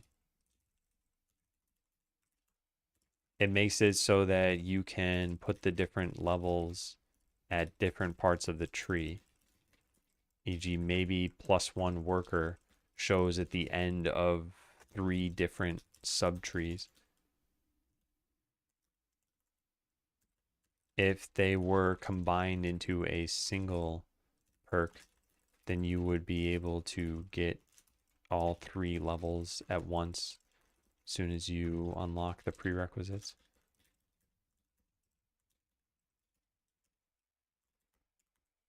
And then there's one other thing here too, right?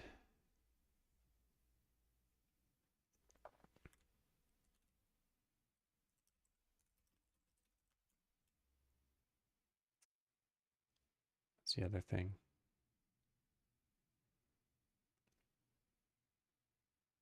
I don't know. Yeah. All right. I think that's what we do. And I think I think the second part is important. We try to minimize how many equivalent perks we have. So we don't have something like plus 15 workers. Or if we do, the way you get there is plus 3, plus 3, plus 3. So you end up getting plus 15, but you only need 5 perks to do so, as opposed to giving you plus 1 15 times. Yeah. I'm not going to actually count this out. Yeah, I think that's possible.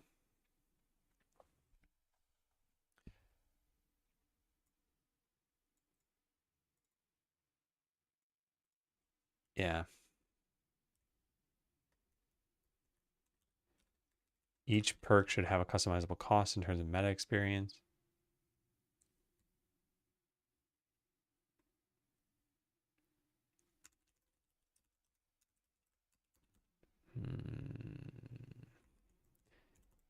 When possible, we prioritize breadth of power over depth.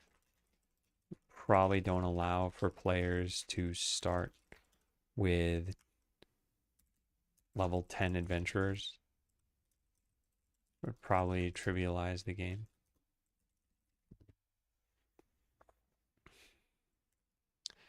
And what was the other thing? When possible, cut down on the number of equivalent perks. We can have 3 plus 1 worker perks. We probably shouldn't have 10 of them. We could, though. Those could be these concept of like minor perks. Although I also kind of wonder, at what point do we break the game? Like if you had 50 workers, you never need to touch a single item. There's not going to be a reason. I kind of wonder what that would look like if I just started a run with 50 workers. Let's try it. There. I'm going to play this out for a tiny bit, not a very long time.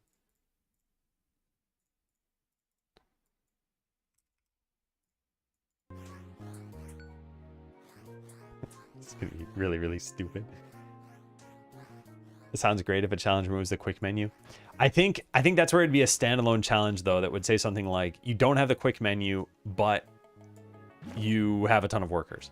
So that, and you know what? I think for that reason, the standalone challenges are probably kind of fun things. A standalone challenge, like you can't manually move items, but you start with plus 20 workers. Could be super fun. You should probably think of those challenges as being more fun than difficult. Hey, Ramu. I feel bad because I popped into, who was it?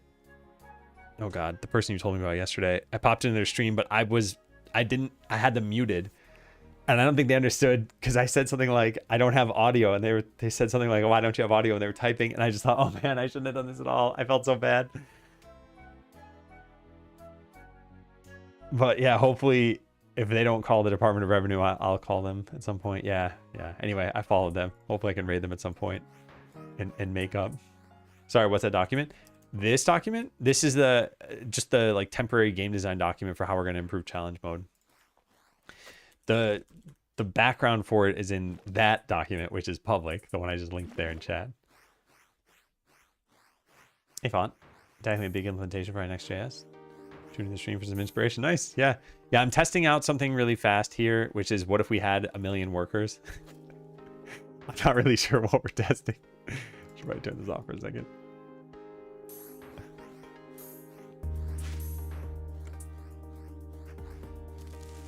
I need 50 gold.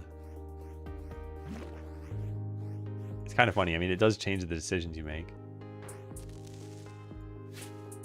Oh, nice. We can get a perk. That perk is probably pointless. Make them really, really slow, then really, really fast. Imagine all your skeletons walking at a glacial pace with their items. Man, we're not getting any money. Oh, there we go. Yeah. Purchase just one more thing. Nice. All right, now we're going to get some real loot. Oh, let's turn this off. Because that person wants a potion. I don't have a reason to ever start a quest because I already have all the workers I'm ever going to need.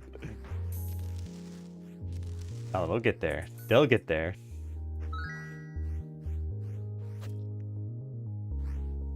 Yeah, there we go. Just never get garbage time. This is hilarious.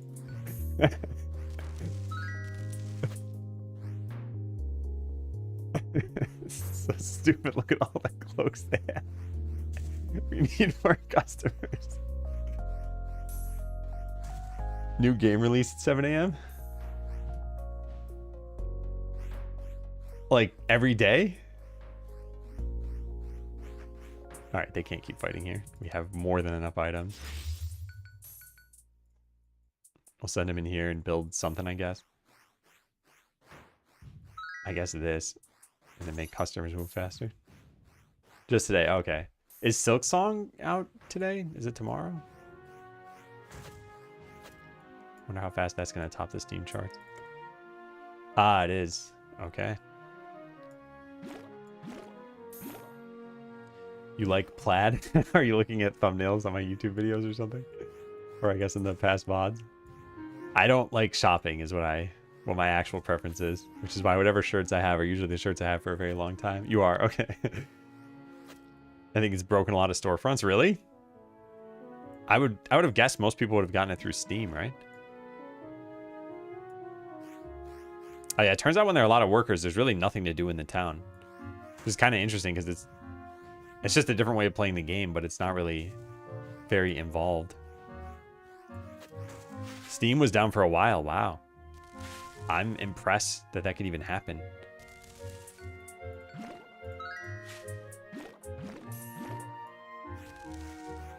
I need another adventurer. And I need customers. I guess we should just get perks, huh? Yeah, customer speed, probably the most important one. This is probably pretty important.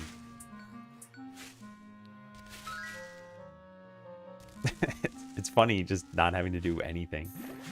And as soon as an item is taken, new ones get put in. Oh, nice.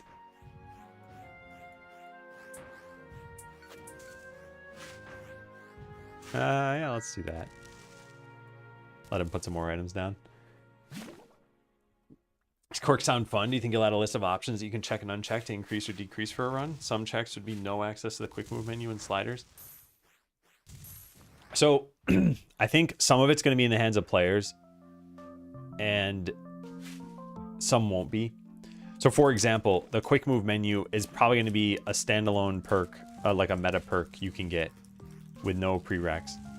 So you could just turn it off if you don't want it. But I don't think we'll let you customize all the negatives of a run. So it'll just be which positives can you turn off.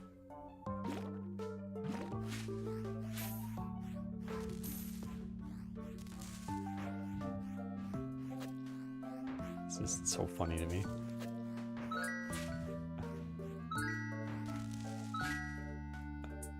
We're earning almost no money. Turn this off for a sec. I need them to put that blue potion over there. There it is. Nice. This is a fun game. I do like this.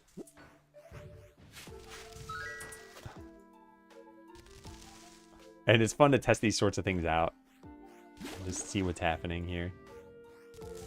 But I really should stop this. I don't know what I did this for in the first place. But I am kind of curious to just see how far can we push this. All right, let's stop. It's a waste of my time. Seems like a bug, the way workers are so bad at grabbing crops on the farm. There's no chance, there's no like scheduler for them. So they just see that a crop is available and they all run toward that one. It's, I guess you could consider it to be a bug, but it's just something I've never looked at improving, and for the base game has never really mattered. And honestly, even for challenge mode, probably doesn't matter until you start getting 50 workers. Then it becomes apparent that you don't want that to happen. All right, so where do we leave off here? Yeah, I think just having multiple different levels is fine.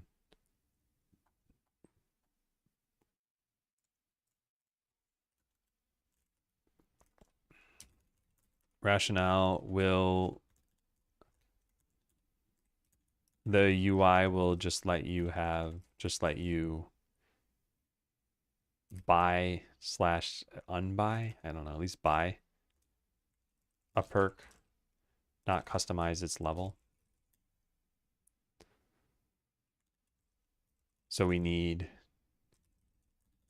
distinct perks for these things. Maybe it's customizing a hidden level? I don't know. All right, what else? What does the challenge track look like? Do we need multiple? Is there a problem with some system being diminished too much? What if someone finds the early levels to be too easy? Yeah, these are tough. So I already said no to multiple tracks.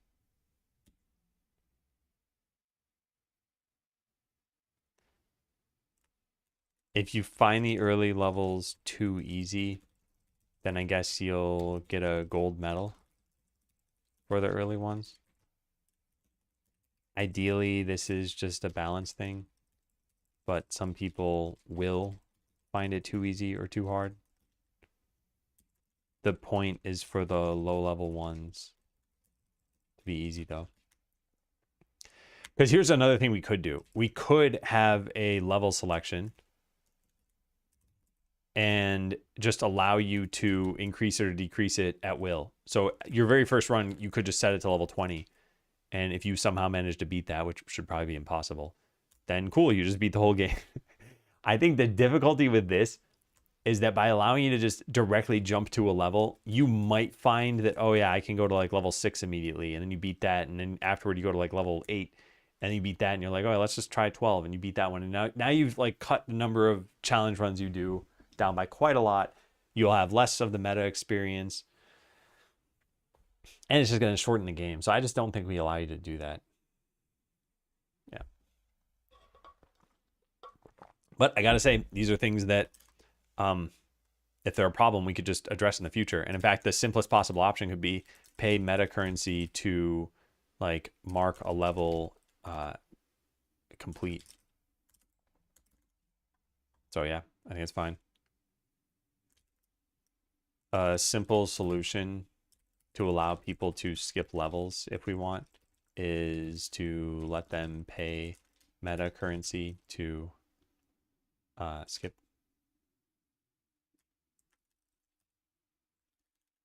No player who is struggling would choose that option over decrease the struggle.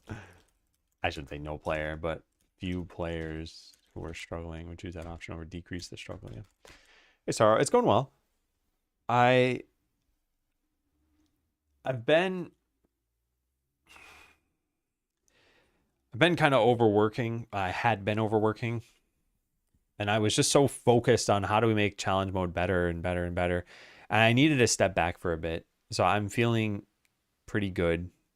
And I'm also feeling good about these decisions that we're making now. I think just tackling this stuff is important. All right, so then there's this question of, is there a problem with some system being diminished too much? I think we pretty much just can't do that. I think I even wrote it here.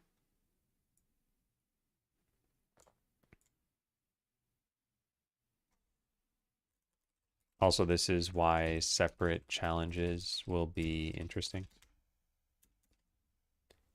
Think you're making better strategic decisions on direction or just feeling more rested?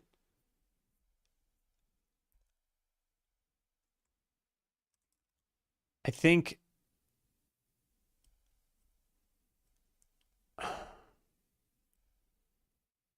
it's kind of hard to say because for one, I haven't tested any of these things. So let's say I just came up with a system where I'm like, you know what, Skeleseller needs like ghosts in the game. I might think that's a brilliant idea, and it's not until I do it and I realize, wait a second, that didn't actually move the needle at all. So I can't verify whether these are actually better decisions yet. And actually feeling more rested, I wouldn't even say I feel more rested. It's more like I feel less stress from my to-do list in general. I think it was a combination of things. I think taking a break helped, and I think pushing the Skeleseller launch helped. to Q1 of next year. I just think we need to spend like all of this month and all of next month on challenge mode, and then we can get back to releasing the game. And yeah, I'm hoping that all pans out. Yeah. Okay, so I think we've answered these questions. Let's move on to the next one. How do you unlock negatives? You just don't anymore. So just delete that. Should there be a perk point sync after you've unlocked them all? No, we got rid of that too. Okay, so final questions. Does this sound fun? So let's look this over and let's just summarize this quickly. So the overall changes here are no negative modifiers anymore. At least not ones the player applies. We have meta progression, then we need the difficulty to increase power level, challenge track, benefits of challenge track. I guess the other thing too is it's less for the player to pick and choose.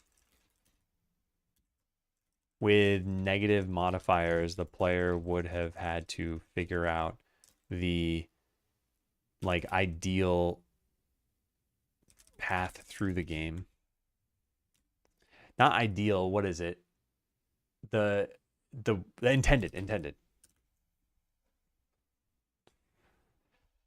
Yeah. Okay, what else do we have here? Most levels can be overcome. There's a challenge track. Adding a challenge track with increasing difficulty. Adding the modifiers, meta perks, add meta progression, remove specializations, make timer ignorable. And what else did we do? Yeah, that's pretty much it. So these are the overall changes that we've talked about. This one's pretty minor, so let's just put that at the bottom. And this one's probably the most major one.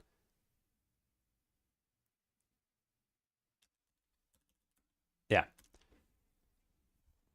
So in short, challenge mode should be a little less of a challenge, a little less stressful, and you will always get a little bit of something by completing a run.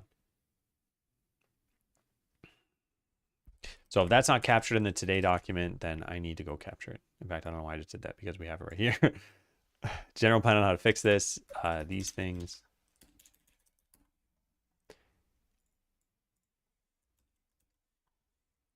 Ease people into challenge mode. Make the timer ignorable. Add meta progression. Add a challenge track with increasing difficulty. Remove specializations. Progression will cover. We'll replace them. Anything else? Yeah, not really. I think it's pretty much it. Okay, what else do we have? Does it sound fun? So yeah, so do those things sound like they're fun? Let me think about this. Because, like I said, I kind of just enjoy the game anyway. If I could ignore the timer, I think that as a player, I would enjoy that because I like ignoring it in other games. Rarely, like I don't have that speedrunner mentality.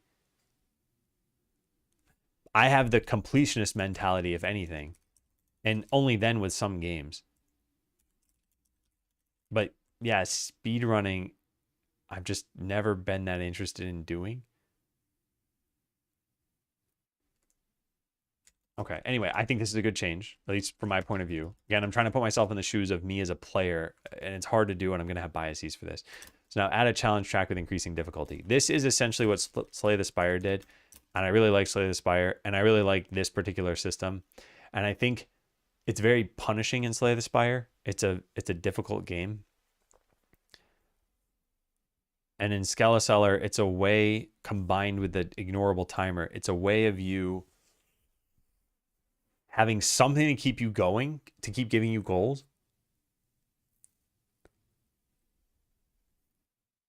I wonder if runs need to be a little bit shorter as a result of this.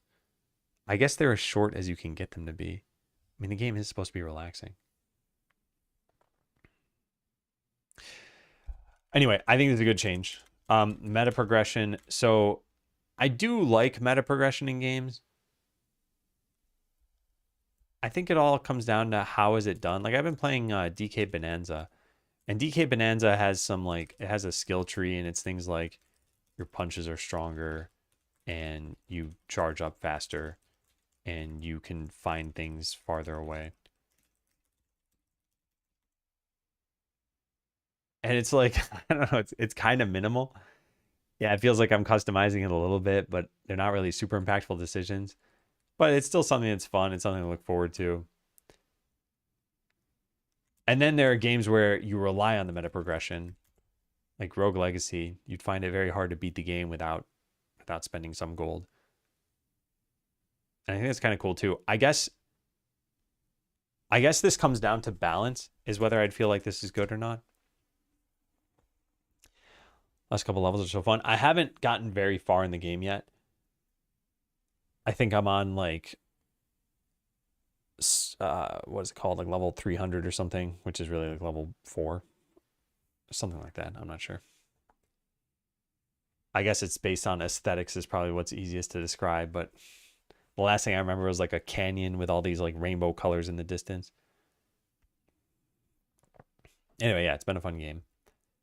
I also started playing Breath of the Wild again. I just love that game so much.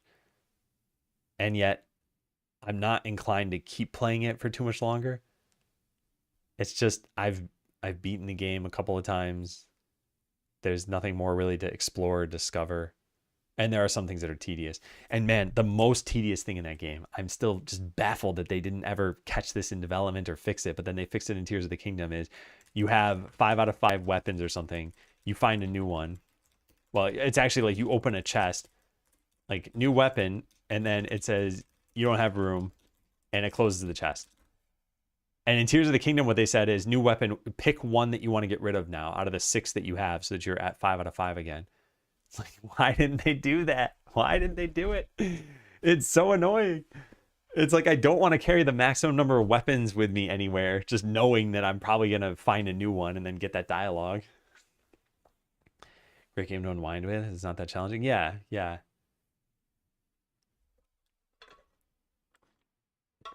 I like it. I like the aesthetic. I like Donkey Kong as a character too.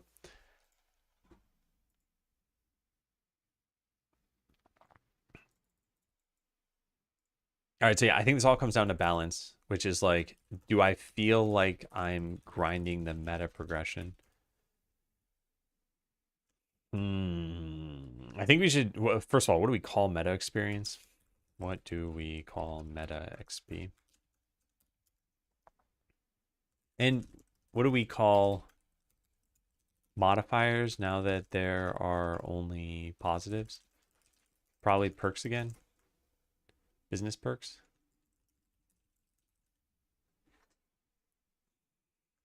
Yeah, probably just perks.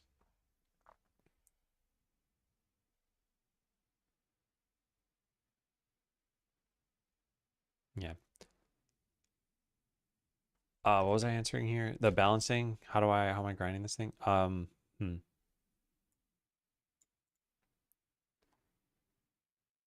the objective. Where's the thing about meta experience?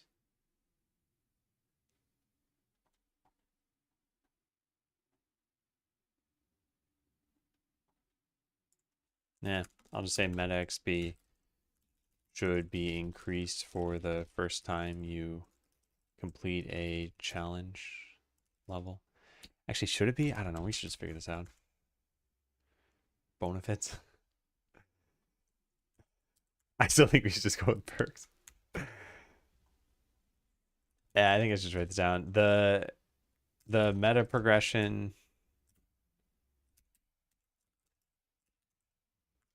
shouldn't feel like there's a lot of grinding. Maybe you should get like 1 to 2 more perks on average from a run.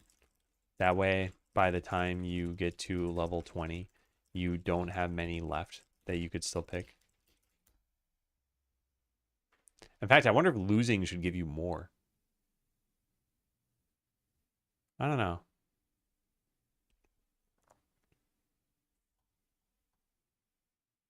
All right. Well, anyway, yeah, I think this is good if the balance is there. Removing specializations, I think this is just something that makes sense. Again, I mentioned this in the past, but specializations are basically positive stuff and negative stuff. And the positives are going to be replaced by these perks, and the negatives are going to be replaced by the challenge track. So specializations just don't really have a reason to exist because they're redundant. And then no negative modifiers anymore. I think this is a fine change. I kind of mentioned before the heat system of Hades and how you could add difficulty, but I guess the rewards went up too. The way you're going to add difficulty in this game is with the timer. You're just going to go for a better time. Yeah. We're going to need a lot of testing for this stuff. So does this sound fun? I think so. Yeah. Is there any way we can simplify this stuff? I think the main simplification point, if we were to apply anything, I think the main thing that's going to be a bit tough is the skill tree, the perk tree. We don't have this concept already.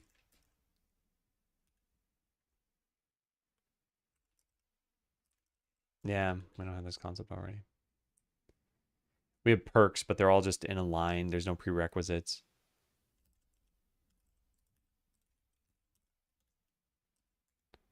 Anyway, whatever. We'll have to figure that out. And when I say figure it out, it's mostly a UI thing. And I don't even think I'm going to do anything too crazy. I'm probably going to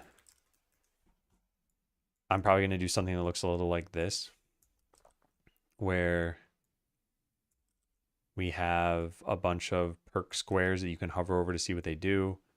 And there's some, like, I should have left some space here, but there's some amount of like prerequisites that can happen. I mean, this is a really dumb drawing of this, but still. So like this is perk number 1 that you'd get, and then this could be 2, and then this could be 2, and this one would be 3. And yeah, that's what we do. We have a button here that says like respec, and that's about it. You allow the person to move and like scroll through this whole thing.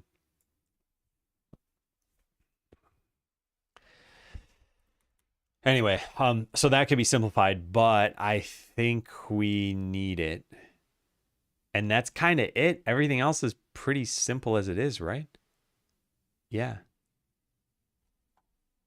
So that's the only simplification point. Unfortunately, I think this is one of those cases, well, maybe not unfortunately, where the complexity is required. Without being able to pick your perks, I think it'll feel worse. And if you don't have a skill tree, then you could pick any perk at any time. Although, is that such a problem? Maybe it's not. Yeah, what if there were no prereqs?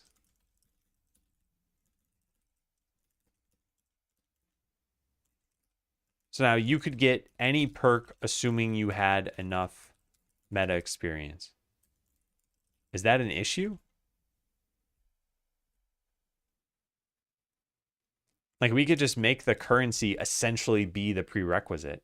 I mean, it's literally a prerequisite, but we could essentially make it be like, we don't expect you to get this perk too early, so we know it's more powerful, so we just raise the cost of it.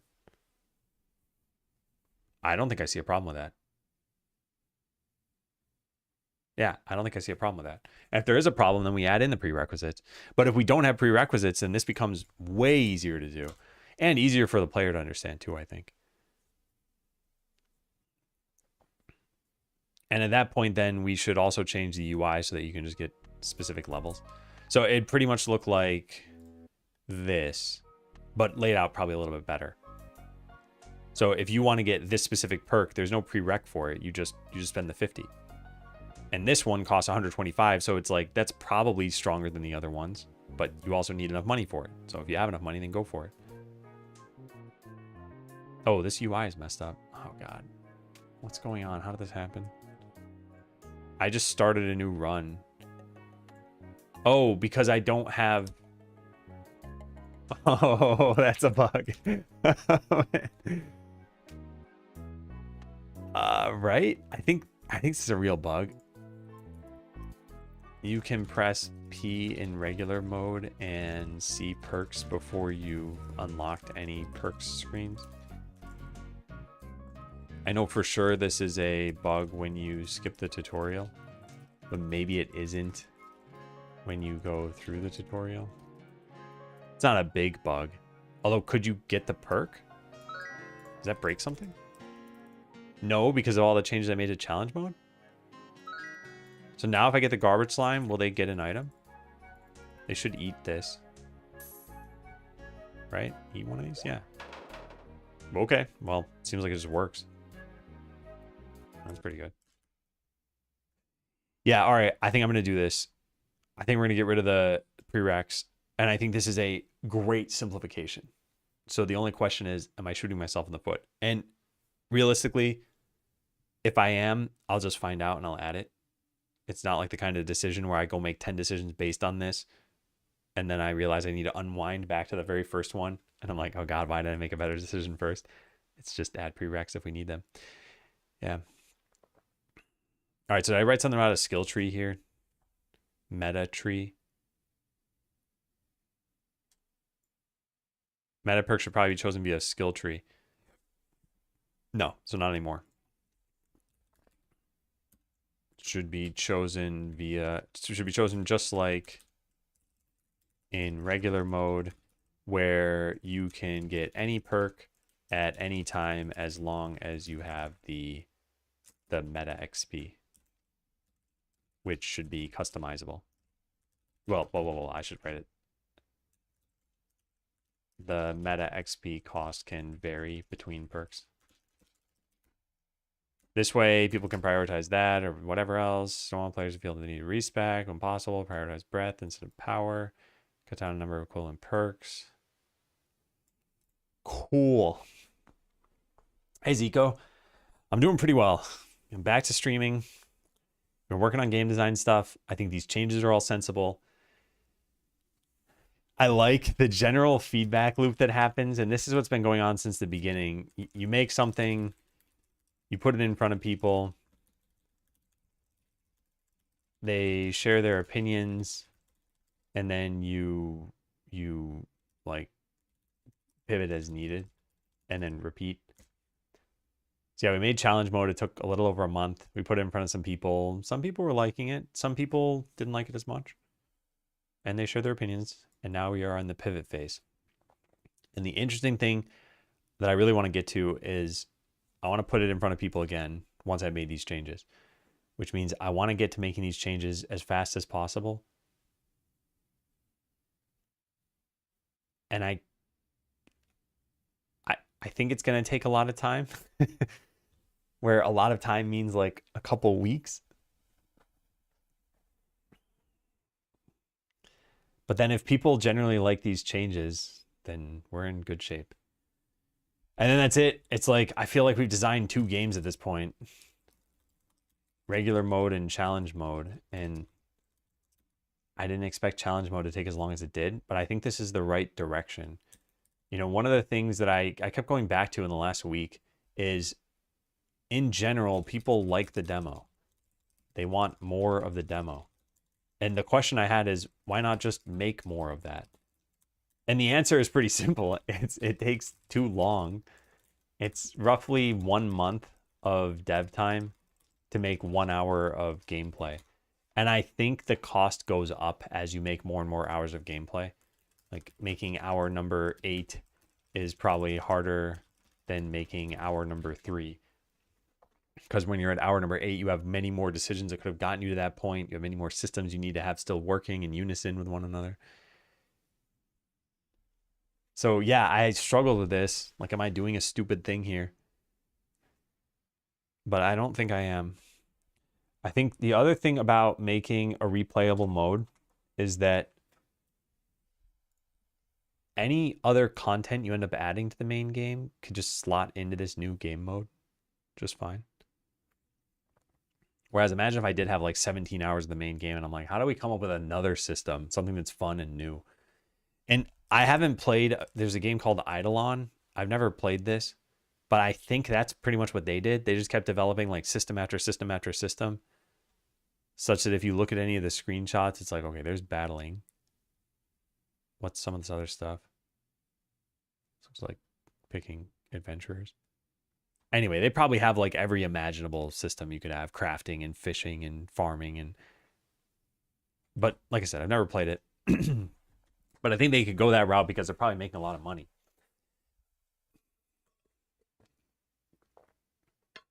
It's like if you knew that a game is pulling in whatever, pick a number, $500,000 a year or something. It's like, well, now you can allocate whatever, $250,000 a year to development. Only played the demo, but from what I've watched from you, challenge mode looks really interesting.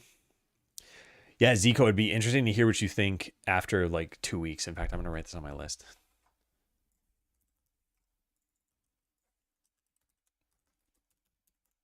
Ask them to play the new challenge mode when it's ready.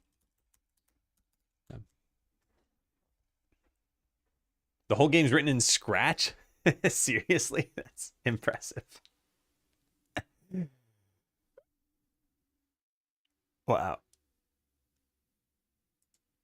Well, good for them. Yeah. I think it really goes to show you what someone can do when they're passionate about something. Okay, so no prerequisites, which means we have to revisit the question of what does the UI look like for this?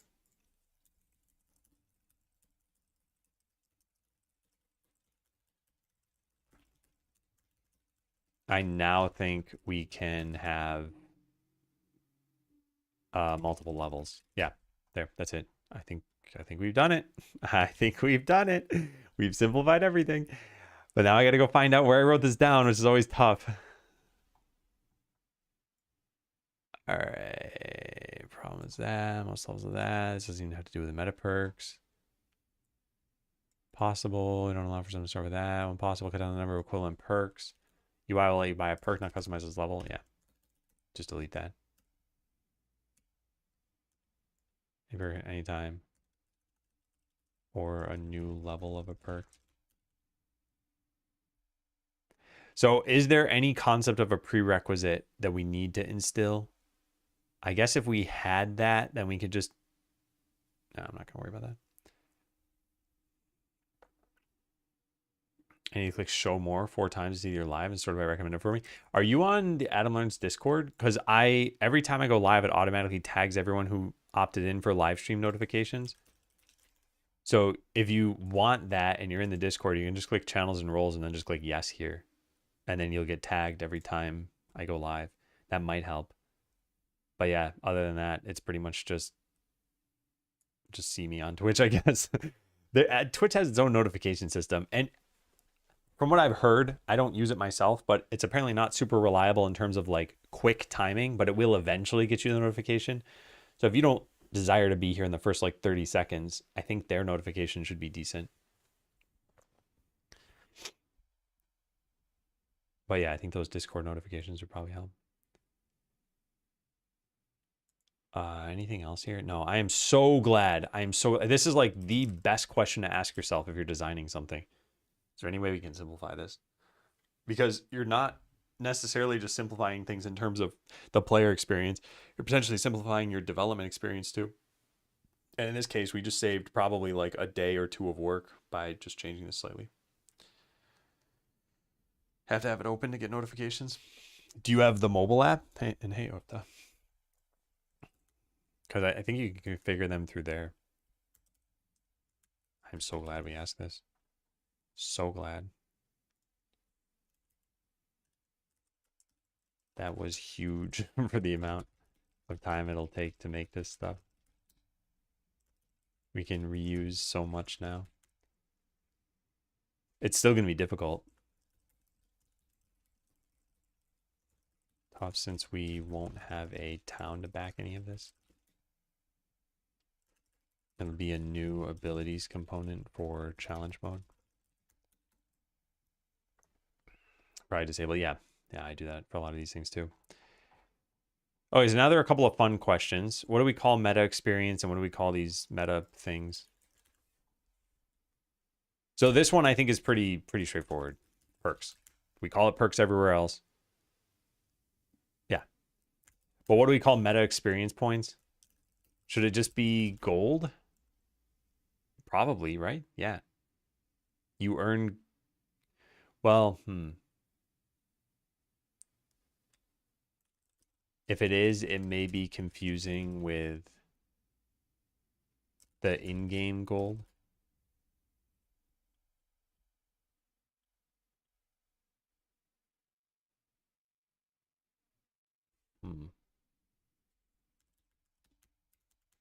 Bones? I mean, they could be. I don't know why you're getting bones when you win, though. So normally, not there. Normally,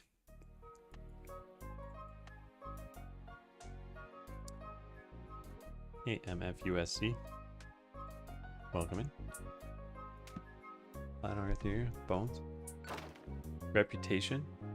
Reputation could be interesting. Oh, I guess, how are you... How, like, what are you even doing when you get this? What are you doing when you get, like, +1 worker as a meta perk? Are you buying it?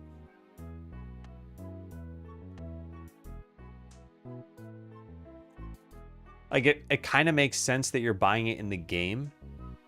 This, let me turn that down. This costs gold, and this makes sense. I don't know why it makes sense, but it makes sense. But when you get this and you don't have a town, who are you paying the money to?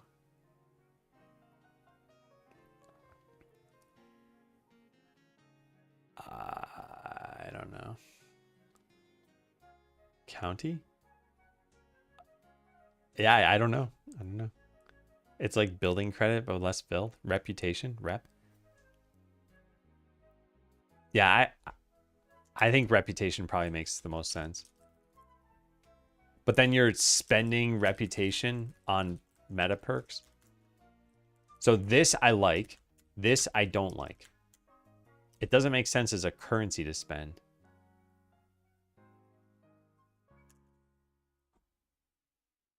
But you earning reputation as you... Maybe the thinking is like, since your reputation's higher, you can start with more stuff. Yeah, maybe that's it. Because remember, the whole point was, this is the bone system, which is business optimization via new expansions. So the story goes something like this. You beat the main game, you've proven that you can sell antidotes. And now it's like, okay, well, Skeleton as a vehicle for money, let's all be capitalists over here. And you'll go start a new town, and we'll kind of randomly present you with options to see how you can optimize your business. And then you beat that and you get some currency. And that's what you spend on these meta perks. And I think getting reputation for like, oh, hey, I just proved I can optimize my business. Yeah, that's got a pretty high reputation from that. But then the spending it bit, I don't know about. Maybe your reputation is converted into like perk points or something.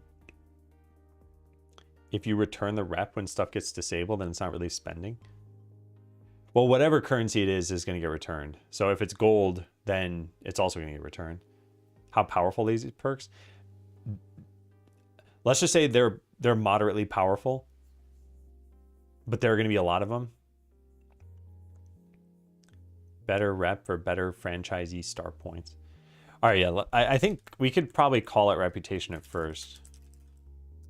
Makes a lot of sense for earning, because you're proving that you can complete the business. It doesn't make as much sense for spending.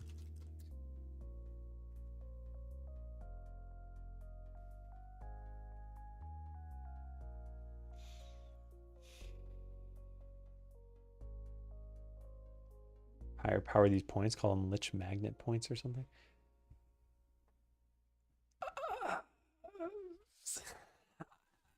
I want it to be something simple. Like, it'd be nice if I could just keep it as gold, because then we wouldn't even need to change these buttons. They could just all remain the same. We're going to need some new icon for them too if we do have them as rep. I don't think we can reuse these currencies though. Alternatively, it could be experience points. Because you are earning experience, right? You're a business skeleton.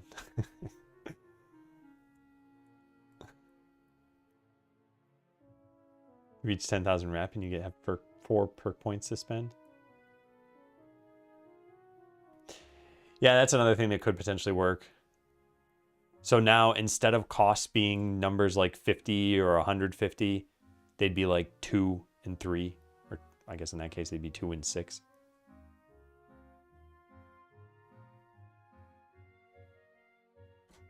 Yeah, we can say something like every 5,000 rep, you get a perk point. I don't know if we need this level of obfuscation, though. Like, there's no other way to get perk points.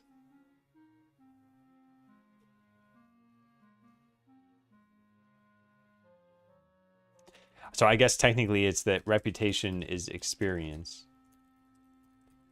And you earn perk points with it. Yeah, okay, fine. All right, let's start with that at least. So maybe you get perk points from the rep. Rep is basically experience at that point. Sure, let's do that. Terminology. Meta perks are just called perks to the player. And you earn reputation. Just bold this. You earn reputation by completing challenges. They convert automatically into perk points, which you use to buy meta perks. I'm sure it's called perks. I'll probably still use the term meta perks for the sake of differentiating as a dev. Let's put terminology at the top. Okay. Atypical. 78, easy problem solved now. Nice. Are you feeling better? You said you were getting stuck on something. Do you feel like you're getting less stuck? Why can't you just have reputation and perk points? You get a reputation level, and in each reputation level, you get some perk points. Yeah, that's all we have. That's this system. It sounds like what you're asking is, why do you have something extra? Maybe I'm misunderstanding, but we don't have something extra. Still get stuck. Okay. Well, I hope things are going better. Okay, so I think those are fine. What are the modifiers that you unlock, both positive and negative? What does UI look like for choosing these? Are they customizable? Do any perks stack? Okay, so we answered that. We need to answer this at some point. And then what are the tasks? Looks like you convert reputation and lose reputation, but gain perk points. Oh. That's not what I was thinking, but I probably just never wrote it down.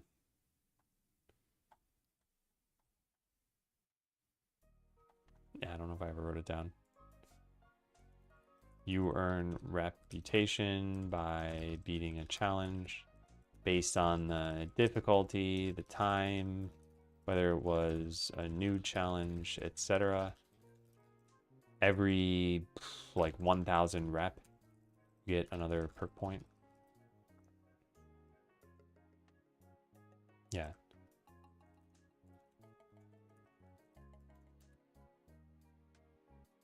Okay, so should the costs go up over time? No, I guess it'll work just like the regular game works.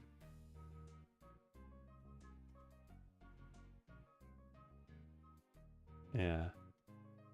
I also wonder, I think this should be like every 100 rep maybe. Because I don't want to give out like gigantic numbers. You got 76,000 reputation. You should be able to get up to 76,000. Every 100 rep, you could automatically get another perk point. So like the average run should probably give you 150 reputation or so. Yeah, something like that. Okay, any other questions? It's pretty much just what are the challenge tracks and what are the meta perks, and then what are the concrete tasks to make this a reality. Make sure you can't reload a save and get credit for it again. You probably need to run identifier. Okay. Now let's answer this one. Let me turn off the game music.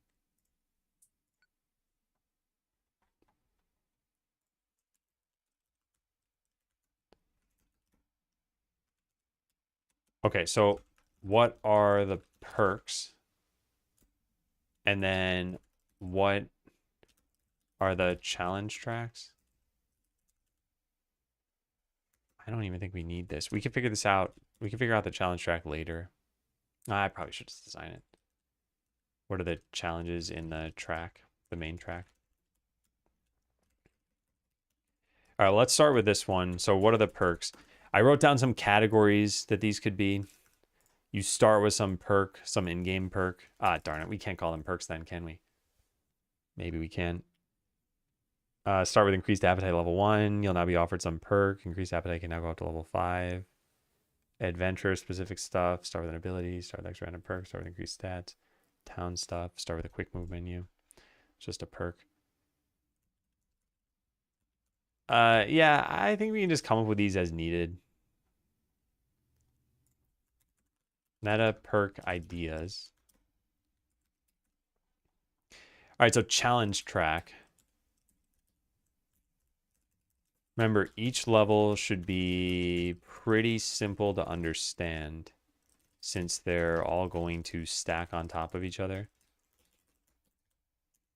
So like level 1 could be something like town perks cost 5G more.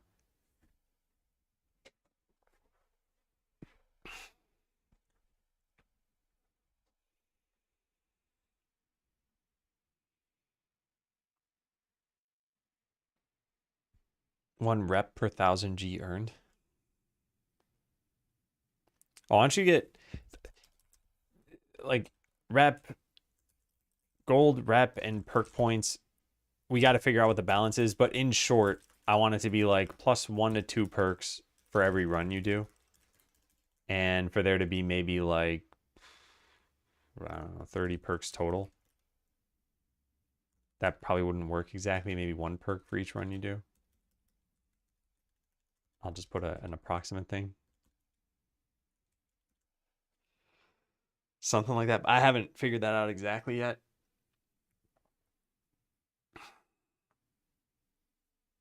I think there can be a lot of adventurer things that we do. Huh. Yeah, I wonder about this. Also, I guess you should be able to unallocate your points.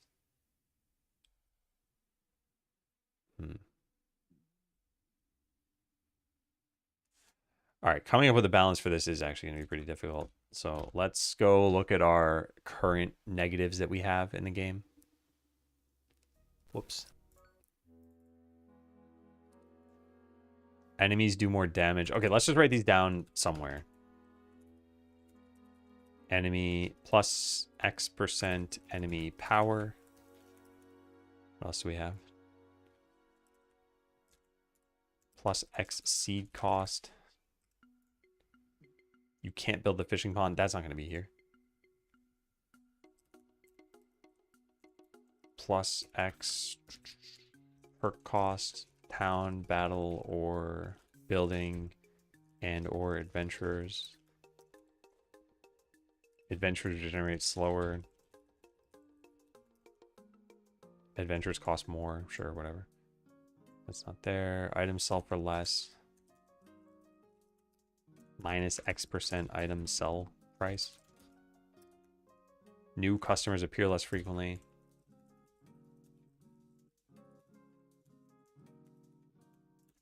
What else do we have? Not be offered. Yeah, you can't give it that one.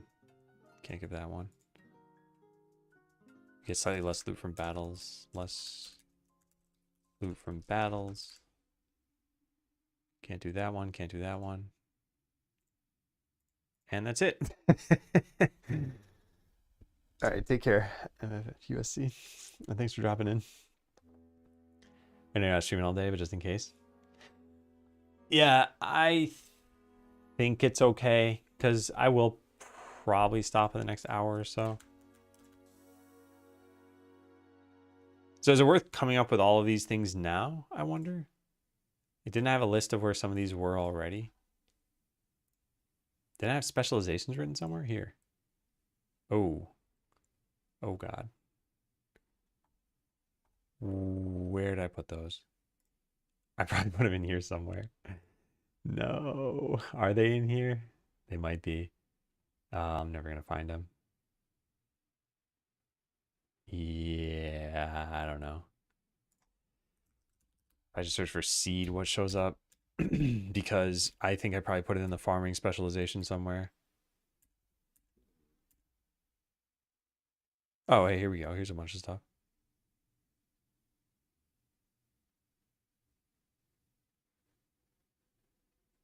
Hmm.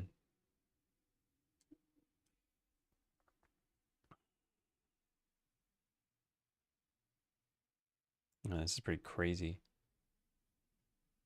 You always get seeds for your most valuable crop. This is pretty crazy.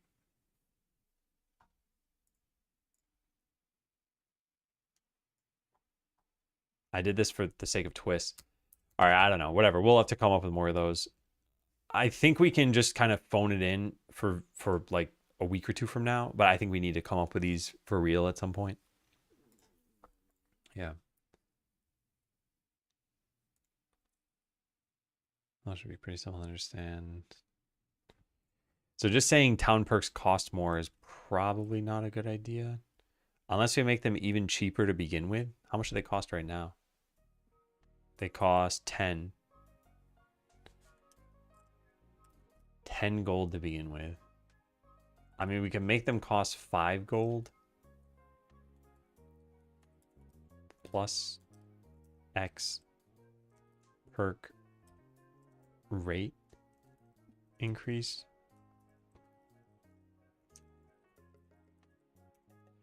By 5G every time. It goes up by 6G. I found that to be one of the worst to overcome. Yeah, so the idea here is that when this is all balanced, you have enough tools to overcome it yourself.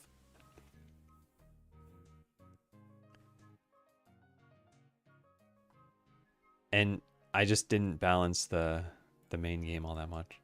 Or challenge mode as it exists. Yeah, I think whatever we do for level 1 is probably not going to feel too impactful. And maybe that's the point. Like level 0 should actually probably be something special. Level 0 should be like tutorial level. And I got to write that down if I don't already have that here. Feels like you can't do any really interesting negative mods just because you usually don't want to stack with other stuff. So they're concerned it's going to make the game back to being more repetitive on each playthrough. I think the thing that's going to change it a bit is a combination of player knowledge, the meta progression, and then just having more content.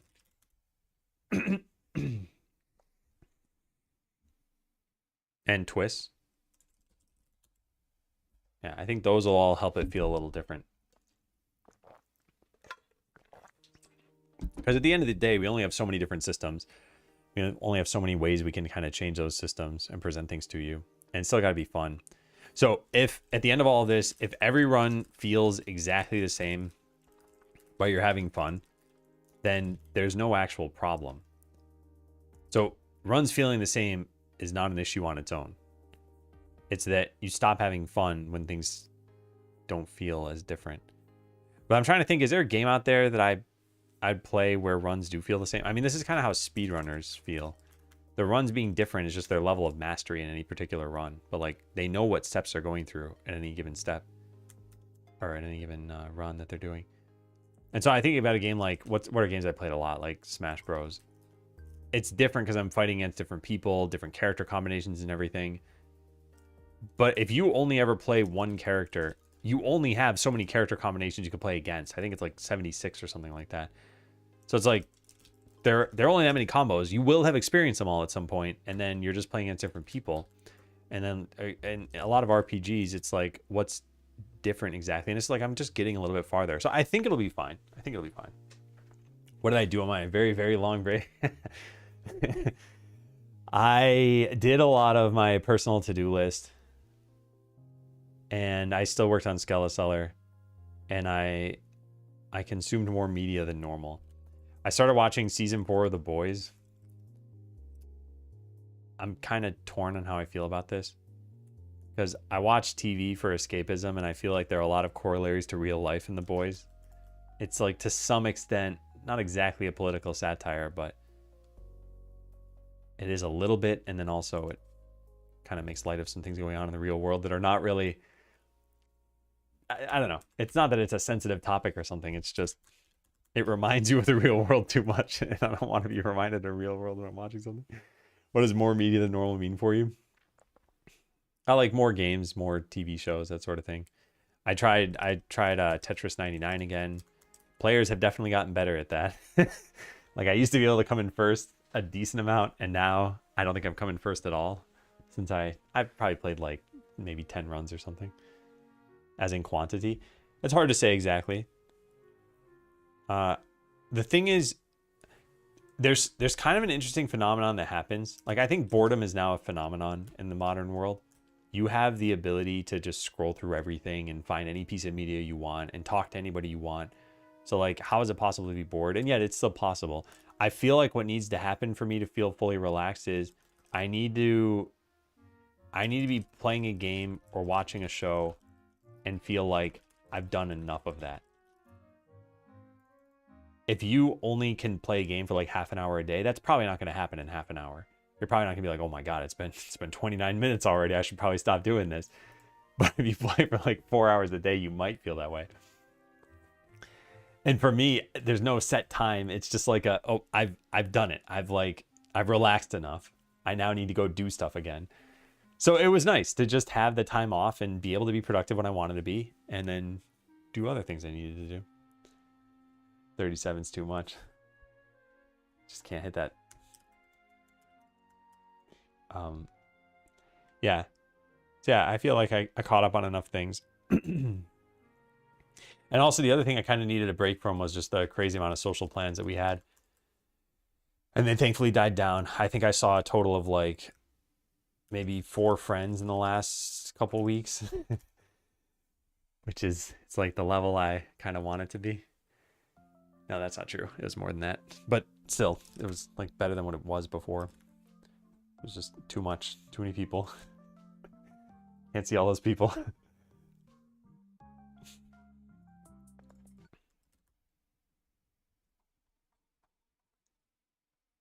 Yeah, I think the actual specific challenges we'll need to figure out. But I think having a tutorial written down is important. So let's copy all of this and see if I ever wrote anything about a tutorial here. I'll just make the first level into a tutorial, yeah.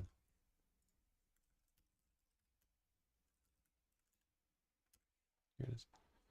While taking these breaks, do you feel like you get kind of bored from the non-usual routine? Yeah, that's kind of what I'm saying. Like, if I were to just say, hey, I'm going to take a break and play a video game for like 2 weeks in a row, at some point I'm going to start feeling a pang that I need to do something else. And it all depends on what I'm doing and how much I was looking forward to it.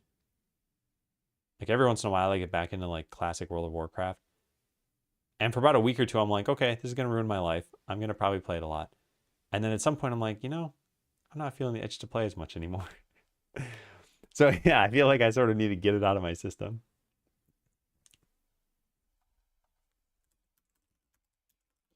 It is really important for the easing people into the game aspect. Maybe you start with, I don't know, I'll have to figure this out. 14 days, 7 hours a day streak. Definitely didn't play PoE for 7 hours straight one day during lockdown. I don't think there's any like hard and fast rules for what's too much. Playing video games for 8 hours in a row is not such a bad thing. I think if it's not your job and you're playing it for 8 hours every single day of your life, that's probably a bad thing. But even then, it's like, maybe you've got the time. Maybe you don't need very much sleep.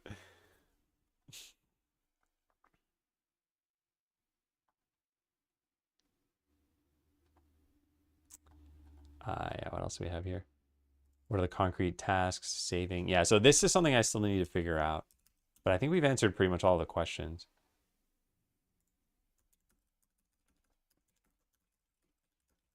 This and the other conclusions section to do items.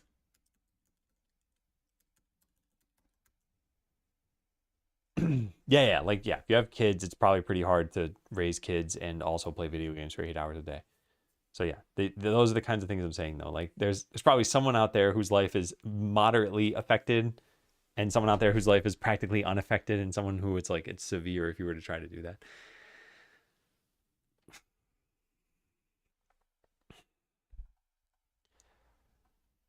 Okay, so it's all of this stuff that we have. So now the old conclusions, let's look through some of these and see what still made sense. I still think Vampire Survivors is the North Star.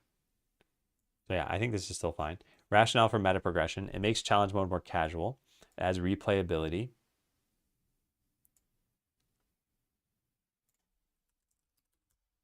It also softens the blow of losing. Rewards can increase the pace of the run.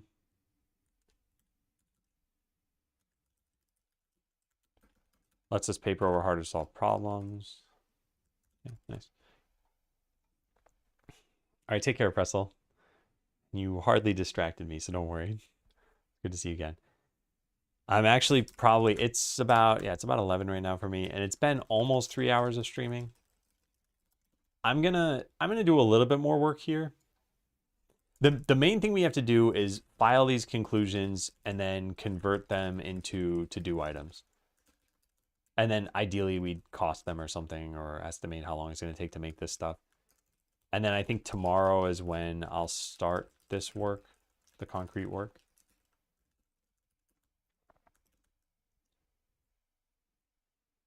Yeah. Okay, so this stuff is still fine. Naming bone points. The bone system exists and you earn these through that, so that makes sense. I don't think skill points are strong enough. Yeah, so instead of perk points, we could call them bone points. I do kind of like that. In fact, I wonder if we should go with that.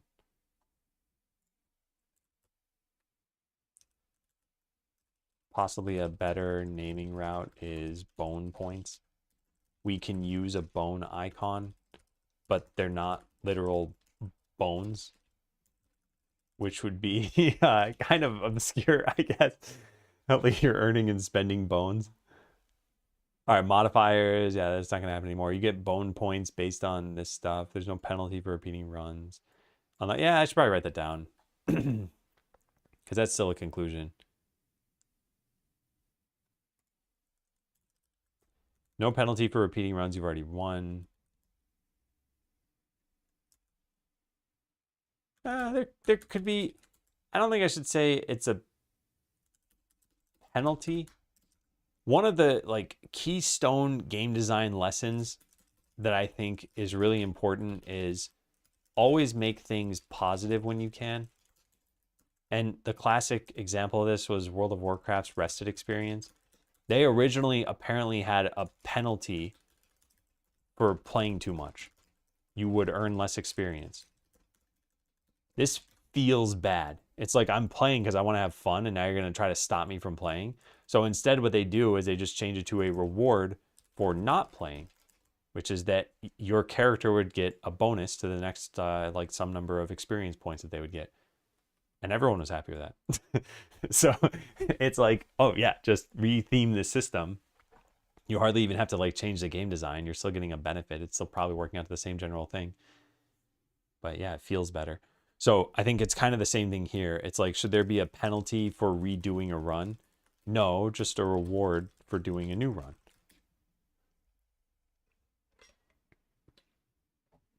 You can recover some of your friend's bones. God, what a system. Where are those bones coming from? No. Bone. Capitalized.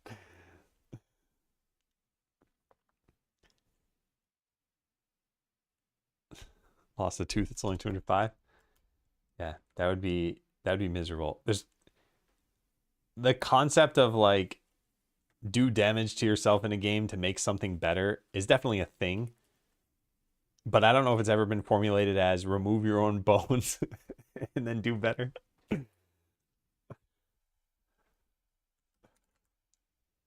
right, what other conclusions do we have here? Because I want to delete this whole section. Oh, well, maybe not. I just want to lump it into the other things. So like this, we could probably delete now. This we could delete.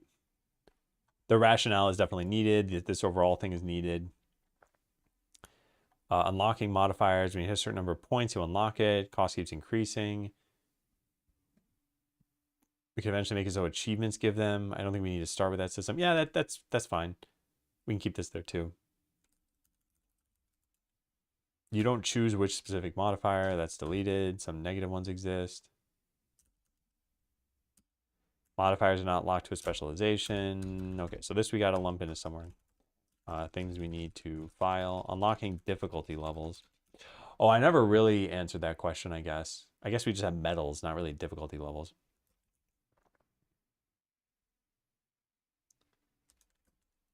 Yeah. Unlocking specializations. This isn't the thing anymore. Daily challenge is still fine, and using these is going to be deleted. Okay, cool. So we just need to file this and this. So let's just bump these up the list to here. And then this is wherever we talk about giving you points. New challenge is what I had written down. Man, I wonder if English could have syntax highlighting and make it easier to parse as a human. Like, probably it wouldn't. But what if I saw there were a whole bunch of different colors here based on something, a subject or an object or a preposition or whatever. And I was like, oh, it's above the green line is what I'm looking for right now. But instead I need to use my memory and remember words. Because you're using your memory either way. Well, anyway, new challenge is what I'm looking for here. Here it is. I can eventually make it so that achievements give perk points. Okay. And then just this stuff, which we're going to copy paste up to here.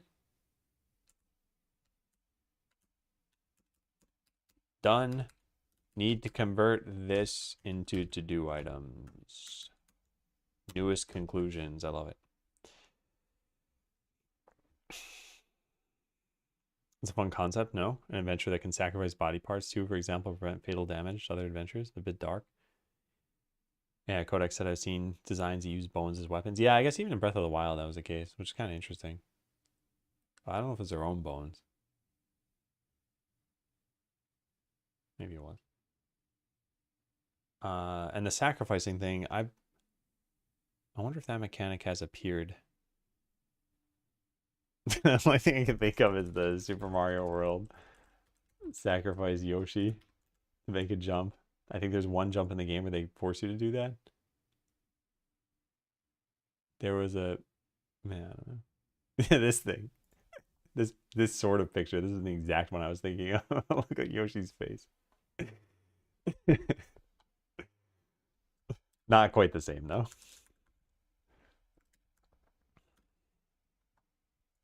All right, so that part's been done. This part's been done. We delete this.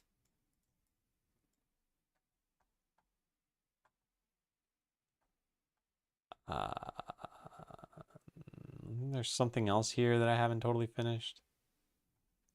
I can't recall what it was. Oh, I think there's some, yeah, I think when we convert this to to-do items, I think it'll be a little bit better.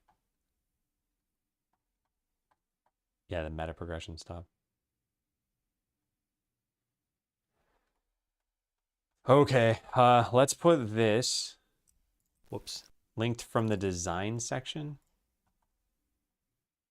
Is this all about meta progression? It's not really, right? Design. Battle, perks, objectives, locations, adventurers, battle map, difficulty progression. Hey, look at that. I had this written down from the beginning.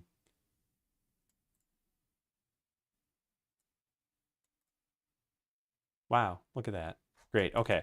All of these conclusions from revamping challenge mode apply. Yeah. So the to-do items, I do want to consider this, but I also kind of want to get lunch. Oh, it's a little bit early for lunch, but I am hungry. So maybe I'll do this in the afternoon. And that way tomorrow I can just get started and code things.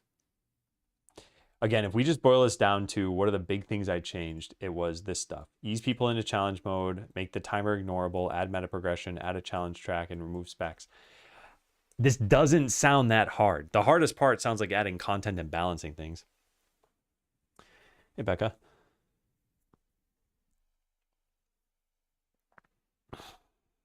Yeah, this doesn't sound too terribly bad.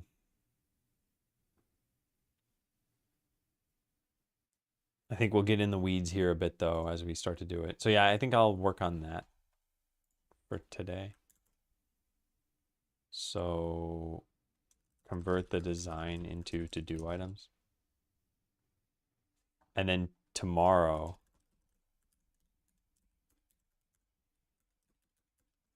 is work on this stuff. Move to the East Coast. Just never eat lunch because you're always traveling. If I keep traveling at a certain speed, it'll just never be lunchtime. Back to streaming.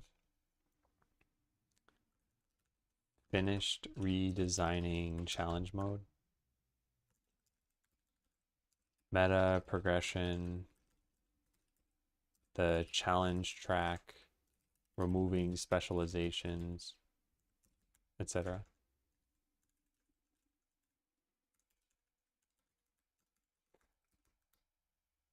Oh yeah, and then the other thing I didn't talk about was marketing.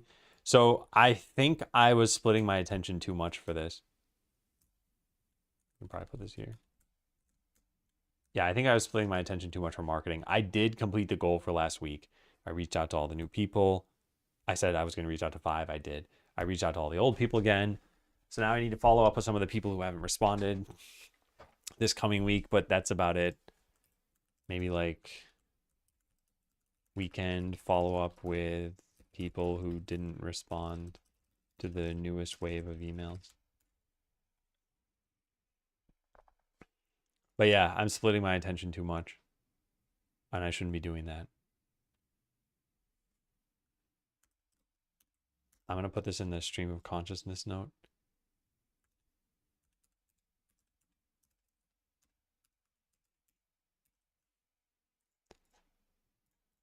Today.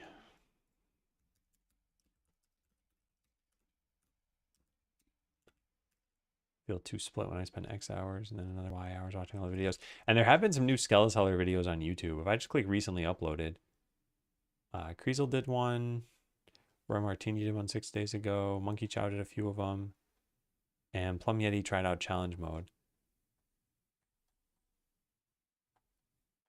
Yeah, anyway. The metrics have almost completely died down now.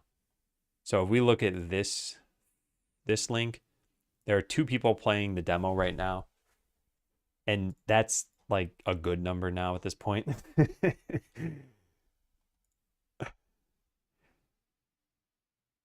But what is kind of interesting is we've had 8,000 people play the demo and the median time played is 2 hours. So I think the demo's doing well. I'm not sure why it's not kind of spreading farther than it is. Like, wouldn't people share this with their friends or something? Or are they waiting for it to launch? Anyway, maybe they're waiting for it to launch.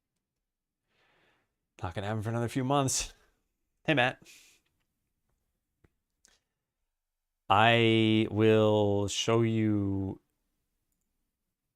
this, I guess. I think it's in the today command.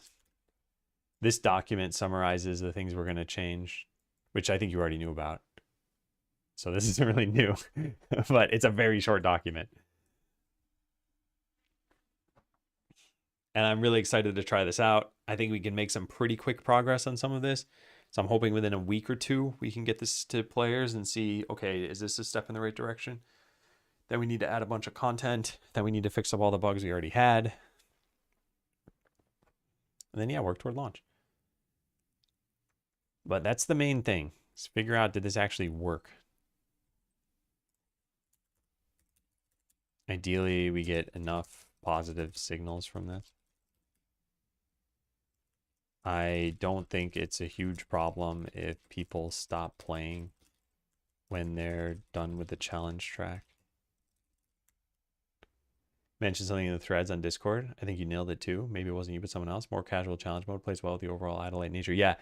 Yeah. And it was it's more and more apparent to me as I think about it. I just watched, I was talking about the different videos. I watched Kriesel play the game, and he hit some points of confusion that just made me think if he were to go right from this mode into challenge mode, it would probably be difficult. And it shouldn't feel difficult. It should feel like this is the natural progression of the game. And I also had a pretty long session with Murder Candy. He shared his screen, and I like ran him through a challenge mode run, which I think took 45 minutes. And then we kind of just talked for another half hour or something like that. And I asked, like, okay, so if there was a difficulty slider, let's say you just chose a difficulty and it was a level from 1 to 1,000. I was like, is that interesting to you? And he's like, yeah, that's kind of interesting. And I'm like, okay, so now let's say, you know, you're seeing this difficulty level and you can see at any given point, like, this is your personal best. And this is whatever, let's say 30% of the way through. So you're at level 302. I'm like, would you ever do something less than 302? He's like, no. So he said, like, he'd never go backward in difficulty level, which is a really important realization. Like, if you only have easy, medium, hard, and very hard, and someone feels like, oh yeah, I can beat medium, yeah, why would they go to easy? They'd probably feel like it's just so I can get some meta currency or something like that. Like, it's gonna feel like it's too easy at that point. So instead, we should just have a difficulty slider. It probably shouldn't go to 1,000. So this whole 1 to 20 thing is probably what we'll do. It'll be like Slay the Spire in that sense, that they just keep stacking some like simple to understand modifier on top of it. And that way you have no reason to go backward in level. But now when you hit some difficulty, you understand that you will eventually progress beyond it. And it just makes a lot of sense now, looking back on it all. I think these are the things that people overlook when they look at another game. You only see what the current set of systems are in that game. You can't possibly know what did they take to get here. At least not from looking at the game. Maybe if you looked at their Git history or something, you could know. But no one's going to take that time anyway, even if you had that. So it's like, do people remember what this looked like a year ago? Do they know what things we tried that failed? And actually, one of the things that we tried, we had a vault up here. I was actually thinking that the vault could be added in again in challenge mode. And it would make a great meta perk. Like, you start with a vault. So yeah, you have some storage for stuff. I think that'd be pretty neat.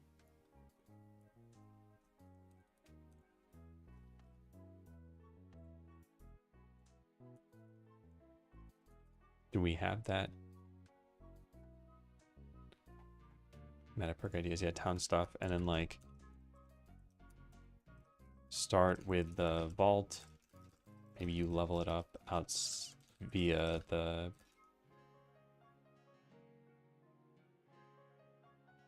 maybe level it up to get more storage. Anyway, I'm gonna get going. Nice to be back to streaming. And tomorrow I should stream for longer. So let's go find someone to raid.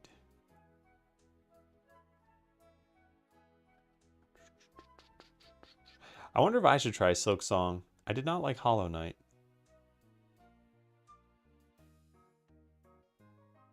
All right, let's raid TCAP. Post lunch stream? No, not today. I am just going to raid out. Thursdays I don't usually do afternoon streams. But thank you all for watching. I appreciate seeing people here again. It's nice. If you want to join Discord, there's the link. If you want to try the Skeleseller demo, there's a link for that. I'll be back tomorrow. It should be a full stream, and we should be doing coding most of the day. So let's all go say hi to TCAP. Have a good rest of your day. Thanks again. Bye, everyone.